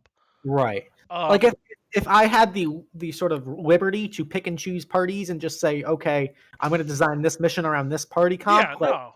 it would be a totally different ballgame. No, but I no, think but part of the fun and excitement of TAC, from just sort of a metagaming it's the mix-up. Is the mix-up. You have a party with 3 wizards. Have fun, figure it out, Which we did, like, yeah. between our fucking tanky fucking wizards and, like, shit like that, or even the goddamn, the backstory in the Yanti Temple, like, how many healers we have? None. But there was just, like, the beautiful portrayal of, like, snacks, just, like, groveling and, like, drawing attention, and Zeke, like, blinding stuff, and Shiana tanking things. So it's just, like, we figure it out. We do it. We get it done. So that's kind of what, like, where I, like, as much as I like to be able to play a role, Orsic is an everyman. He really is. Where it's like, I can get thrown in any party composition and take a role based on that party. Like, this coming up session, I don't know what Orsic's going to do. He's probably going to play support because we have somebody who does range. We have somebody who does fighting, upfront fighting. We have a healer. Maybe. Yes. We have a spell slinger. We have a healer that's going to heal someone. One person. In particular. Yes. So it's kind of this whole mentality where Orsic's like, fuck it. I'll skirmish or I'll do this. And it was kind of my decision to play the Artificer, also for the fact that I was planning on Orsic being kind of like this quasi NPC. Which I think I twisted your arm into making a character. So Orsic was made into a character, and I was literally like, my mentality was, oh, I'll play when somebody else is missing, like the last minute kind of thing. I didn't want that. I wanted you to be in it because Orsic's awesome. Orsic's hilarious. Orsic's one of my favorites. Orsic is one of my favorite characters I've played in a long time. So I love dwarves though. Mm-hmm. All right. Do we have any last minute questions? I'm trying to keep up with chat. Any other stuff? The last question we had submitted through tickets was the Postamancer Reginald question. Okay. Bard tank, best tank. Hell yeah. Bard tank, best tank. Hell yeah. Oh my god, yeah. After Friday night, you tanked a lot. So yeah, buddy. We're all fighting across the lava, and fucking Luke here with Finnegan the Fabulous, the Bard, is tanking a young adult or young red dragon. Listen, he's not quite an Animorphs right now. He's still reading the Bernstein Bears, so. No, it was really impressive. It was funny how we were talking about it afterwards. We're like, hey, maybe we should have like split it up, or like Veer was over there and like Finn was over here. It's like, no, Finn was like really trying some ballsy ass moves, like getting wacky with it. And admittedly, it was just a young red dragon. But when you take the young red dragon and you add like a couple of 14th level like opposite adventurers, in addition to like just like random like NPC baddies that are pulled out of like. Tyranny of Dragons, which all have like CR like anywhere between 6 and like 9. It turns into like we have a lot to fucking deal with right here, and anything more than a young red dragon would have been way too much for the party to handle. And red dragons, as far as like the chromatic goes, are kind of like in a class of their own. Even their young ones are just like Jesus Christ, that's pretty gnarly. Well, it wasn't my problem because I fucking skipped all that shit. Thanks, Finn, by the way. Yeah, you got hit by like a level 6 harm, like right off the rip, which lowered your hit points by 60 points. Yeah, that turned out to make the fight a little more difficult. Like, shit, I have 2 actions this turn, because I ain't fucking moving. And I was like, how do I do this? You were a T-Rex for like 10 seconds, though. That was nice. God, I would have loved to have been a T-Rex for a little bit longer. That's the problem, is every time... So that battle... Every time something happened, something else happened and changed my plan. Like, my final plan... Look, Shaket, shut up. That's what I do. It looked amazing, but it wasn't the wisest decision. It's like, did I look cool? Yes. Is it a bad idea? Yes. I totally think that everything I did in that fight was absolutely correct. Up until the point where I was laying there next to Veer, like, Yeah, at the point we only had the Ranger and the Sorcerer up. Everybody else was either dead or dying. They did a great job finishing the battle. They did indeed. Yeah, no, if Jen's character, Jamilio, didn't stunlock the rival monk, holy shit. That would have, like, really been bad for you guys. He was going to do some gnarly shit. You want to know the true fact about this? If we all would have been dead if you took out Arthur. Yep. Everybody would have died in that cave except maybe Harbinger. I tried. Like, here's the thing. Tiamat is a cocky, like, little bastard. I say little. She wants to do things specifically. I was trying, like, hey, what's your hit points? I was waiting for, like, the sub 20 so I could just divine word kill. When he was sub 50, I should have divine worded, oh, you're paralyzed, stunned, and deafened for 1 hour. It's like, I could have done that, but that's not Tiamat's play. She just wants to fucking kill you. So that's her hubris coming back to bite her. Uh-oh. Who's this fucker? We got a Kraken! Howdy, Shit, howdy. all my stuff is messed up now. Way to go. Oh, hey, Fakar, how are you doing? What's crack-a-lackin'? Oh my god, he definitely just yelled in his voice and we can't hear him. Nope.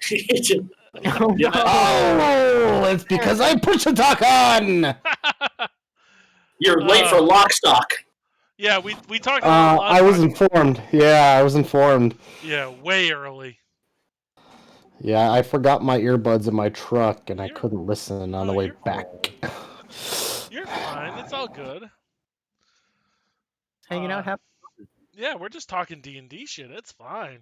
Yeah, I mean, since you're here, do you have a burning question for, like, Cadoria, for Luke's Cadoria campaign or my Cinder campaign that you want answered that I normally keep close to chest?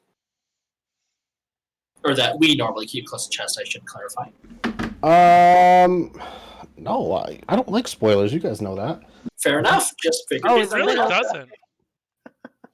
Like, he really No, doesn't like spoilers. I'm terrible at keeping secrets, but I don't like spoilers. I think we're both like that, dude. I will say, you are probably the most sober person in this conversation right now. Yeah. True. Oh, did you get your Santa packages? Yes, I did. One of them was my bougie toilet paper. Oh, I saw that. I'm like, oh man, I wish I could wipe my ass with this. I'm just have to come upstairs and start shitting. I might have to go over and take a poop later. It's all right. I mean, it's 3-ply. Ooh. That's one more ply than I'm used to.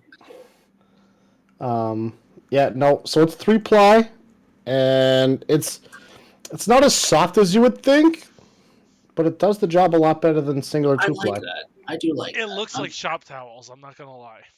Welcome to LoreLocks, where we discuss what toilet paper we like to touch our bunghole. Hey, you know what, Kraken? Why don't you tell us your view of Lockstock? Oh god. My view of Lockstock. Oh boy. We went over that this was all Luke's idea. And that throw the blame right at the hard. And that Rudy took a joke from the Cadoria campaign and played right into my stupid hands. Yep. And anybody who knows me knows I thrive in chaos. I'm gonna say that Shaket did it all in the voice. So, can you do it without hurting your voice? Well, we'll lay the ground. We'll lay the groundwork here, okay. And once we get to Lockstock, we'll get there. I feel like Lockstock's getting a lot of love. I mean, Lockstock it's like the big pivotal moment for a lot of people. I'd agree. It's like that fucking Hindenburg of the goddamn Sundering Expanse. So, basically, Fakar thought it'd be fun to spice up the party and make everybody a little more suggestible by sprinkling cocaine into the powdered sugar for fried dough. Now, I don't know how many people know that Tick Tick is heavily involved in this because he is the producer. He runs the production for Moon Sugar, which is cocaine. So Rudy took the idea. Let me have literally probably close to like 250,000 gold worth of cocaine. Yep. It was 150 pounds, which translated to like $25 a vial. Yeah, it was crazy. And, well, you see, the night of Lockstock, everything was going wonderfully. And, we put up. I thought everything was going pretty damn well, and, you know, some people died. I didn't think it was a big deal, because I like friends, and dead friends are better than the friends I was actually having. And, we waited for the big bad that never showed up. Apparently, I was the big bad. A little bit. Oops. Oops-a-daisies, I made a boo-boo. And, at the end of it, I just took my toys and I went home. Which, the rest of the goats will find very soon. Oh, that's a good lead-up, actually. It is. So, we alluded earlier. The one-shots. A lot of one-shots, apparently. Yep. So, our home campaign has kind of, it's hitting an intermission point. Where, at some point, we may continue with Rudy as our DM, or I might take over. We don't know what's going on yet, because we haven't decided. I guarantee you will continue with me, but the duration is going to be determined. So, we are going to take a bit of an interlude where, beer is coming up. Hot. Where we have a lot of different one-shot ideas coming around. We have Jay Milio's Disney one-shot that we're going to run. Excited for that. I think Shaket wants to run a one-shot. But also, we have a it's not a one-shot so much as a short adventure that this gentleman, the Cursed Kraken, has been working on for quite some time, where he is actually literally waiting for this opportunity. We are actually probably going to get drawn into his brain of this mad necromancer that he built. Oh, God. Yeah. And we're going to play through it at some point. And it's probably going to be terrifying and hilarious. So you guys may see. I fully expect it to take 2 to 3 months. Yeah. I was gonna say if I'm not mistaken, it's like an average of like anywhere from like 6 to 10. Correct there, Kraken, depending on what happens. Somewhere in that range, yeah. So I have will the princess one shot be dress up? I think we're gonna Disney bound it. I was trying to think of the term. Yeah, we're gonna Disney bound it. Style. Yeah. Yeah, you pay compliments to your person. I will say I am super stoked I got The Little Mermaid because that was the very first movie I ever saw in a theater, and it is one of my favorite Disney flicks. I still have not watched Tangled. I haven't watched it either. Get there. I have Double gap. I have to rewatch Wreck-It Ralph, so. Yeah. Oh my god, I just had an amazing idea. What's your amazing idea? And now we tangent. I want a companion, and if I can talk him into it, which I probably can't because he's a piece of shit. Excuse me? Well, I'm playing Vanellope von Schweet, right? Okay. Who's her big buddy that travels with her? Oh, for fuck's sake. Oh, I gotta figure out how I can do this, but I'll let you know. So, but I know who I guess won... a little lead up to I guess my campaign. And basically it's gonna be the Necromancer, Fakar. And I've dubbed it Fakar's Fucked Up Adventure. I thought it was Fucked Up Fantasy. Whatever. They both fit. Yo, you know how I love alliteration, and you know that. So we'll get all of the fucking YouTube titles for the TAC mission. Whoa. All alliteration. So basically, Fakar kind of fucked over the rest of the goats. Yeah, he did. A little bit. A little bit. How does Bertram feel about this, or Visenya? Let's take questions from the audience. Well, I think we're gonna have to play it where they're gonna have to care because something else is gonna happen if they don't. Well, it all depends. We're gonna have to lay the ground where it's like, you might want to pull this dude out of here, or shit's gonna happen. And I have an idea, of how to lay that in. I've been playing with the idea for enough time, kind of know. Yeah. So I just need to actually just finish painting a lot of shit and kind of going from there. How's that going, by the way? I don't know. You tell me. You've seen all the shit I painted. I mean, your paints are at my house. Bingo.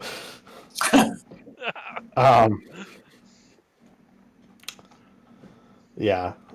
So it'll be interesting. I have to make it enough where you guys kind of, without like forcing your hand into it, I have to make it sound like, you know what, maybe rescuing him's not a bad idea. Rescue him. But I love the concept so much that like capture is. I don't know. All right. But I have this idea of how to bring Rudy into it. Uh-oh. Well, you're going to be playing Von Fisk. Hey, a dumbed down Von Fisk.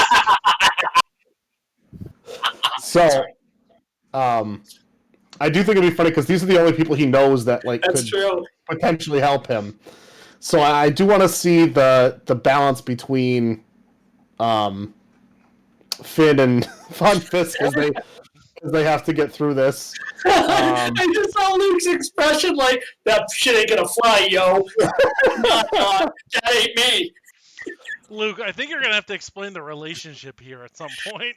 I think that's something we should do that next time. Yeah, next session, we'll see why Finnegan Tea Leaf does not like Prescott Von Fisk, who actually came up a few times in Tavern Chat. Yeah. As being Adrian's mentor. Yeah.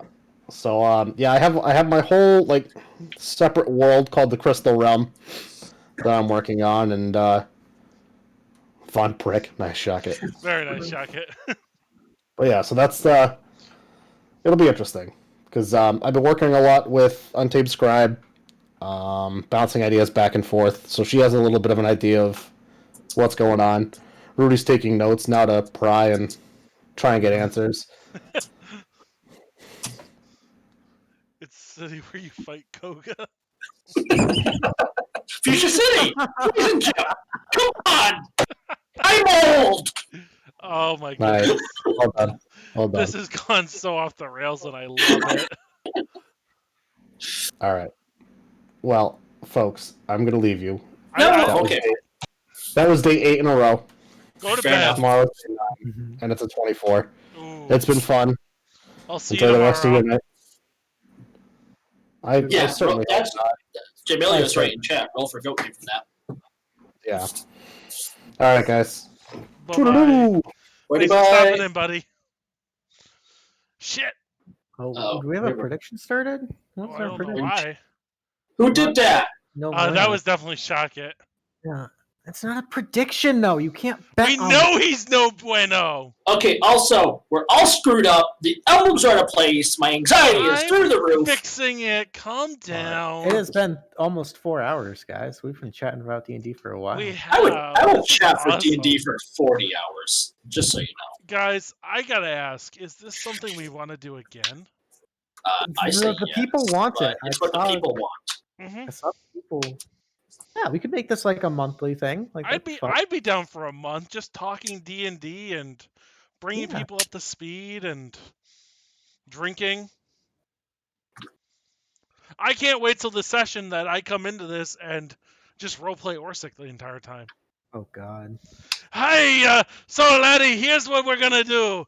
We're gonna let you know how the die band order is, and we're gonna let you. I'm stopping. Calbrina wants tea time more frequently, which I think it is a possibility. Instead of it doing it bi-yearly, we could do it quarterly. How would people feel if we do LoreLocks, but with a fourth person every month, different? Kind of like, come join us, talk about things, involve. I actually really like. Me personally, that'd be cool. Yeah. Yeah, because we got the three of us who can be here if we schedule it right. Because we can do this 4 weeks from now. Yep. Up until when I start changing my schedule and I'm a dick. But then we can change that. We can figure it out. Hey, listen, my schedule is known for like the entire year. That's the thing. I'm trying to get back. I'm trying to work Sundays now. So, up until we change things, we can start doing once a month every Sunday. We can choose a date now for all I care. Let's see. I'm free in 2 weeks I'll be free, and then 2 weeks after that I'll be free. So. Boys, April 4th? Yeah. Cool. April Second 4th. episode of LoreLocks will be April 4th. Hell yeah. I dig it. So, how does one internet? The fourth person could be another DM. It could be somebody from our home group. It could be a player in TAC. We're flexible at this point. Loosey goosey. Yeah, depending on availability and I guess poll favorites or however people wanted to decide we want to do this. Availability. I mean, you could start offering tea leaf points. I'm fine with that. Oh no, I'm saying you got to pay to be here, man. Yeah. This is a privilege. This seems. If we're offering tea leaf points, come on, we've already got Yeah, I mean, tea leaf points will get people here. I mean, I have 6 months. Oh wait, Jen's that's Easter. That is Easter. Which means fucking nothing to me, but it's whatever else to people. It does mean people. It means something to some people. So that's what I said. It depends on everybody. So it'll weird things up a little bit, but we can do the 18th of April,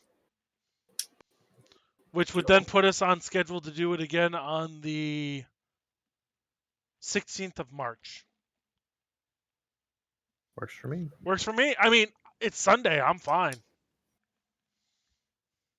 We'll figure it out. We will discuss and decide. Oh, like I said, yes. So the Tea Leaf Point raffle will be on my backstory mission, March 25th. So we'll be raffling off Tea Leaf Points that night for those of you who donated to the D&D Beyond Fund. That'll be. I think I just gave Per a new slogan. I'm just saying. Pressing smoke show. Christ. Wait, what? And great new description. Because I said she's a smoke show, but she makes them sad. She does a pressing smoke show. Hell yeah. Oh my goodness. So, just giving everybody the warning order. First off, if you want to guide the raid, please do. Mm-hmm. So, next Tuesday. Yeah, I know you did. Tuesday. I got my points. We are doing that thing on the computer. Tabletop simulator night. Ooh. Yeah, that stuff. So we will decide what we are playing momentarily. I might go buy one of the expansion packs and we'll play a new game. Nice. Thursday. Luke, tell everybody about Thursday. Oh God. Okay, so we have a party of 5 already. I guess I can announce that. Yeah, let's just do it. Adventure tier mission. We got another TAC mission. I have a poll going up right now that I'll probably look at until Tuesday afternoon or so, in the Roll20 Gen chat. Because I was thinking about it, and I've got a lot of plot lines going on right now. They're all beautiful plot lines. And I'd like to kind of start making some progress on some of them. So I kind of just off the top of my head found 4 in my brain, and right now it looks like Vampires and Trareg is in the lead with 6 votes. Let's do it. Get our fingers in. As it stands, the reawakened Adrian's sexual side that was almost pretty much religiously castrated out of him. As Orsic sitting here being like, what the hell are y'all talking about? That was terrible. So, we're talking about Thursday. I'm so sorry. Yep. It's okay. Yeah, We so digress. we'll have some fun. We'll have some fun. We've got a clusterfuck of a party. What's our party? We've got Tick Tick. We've got Adrian. We've got Orsic. We've got Brenna. And we've got Shiana.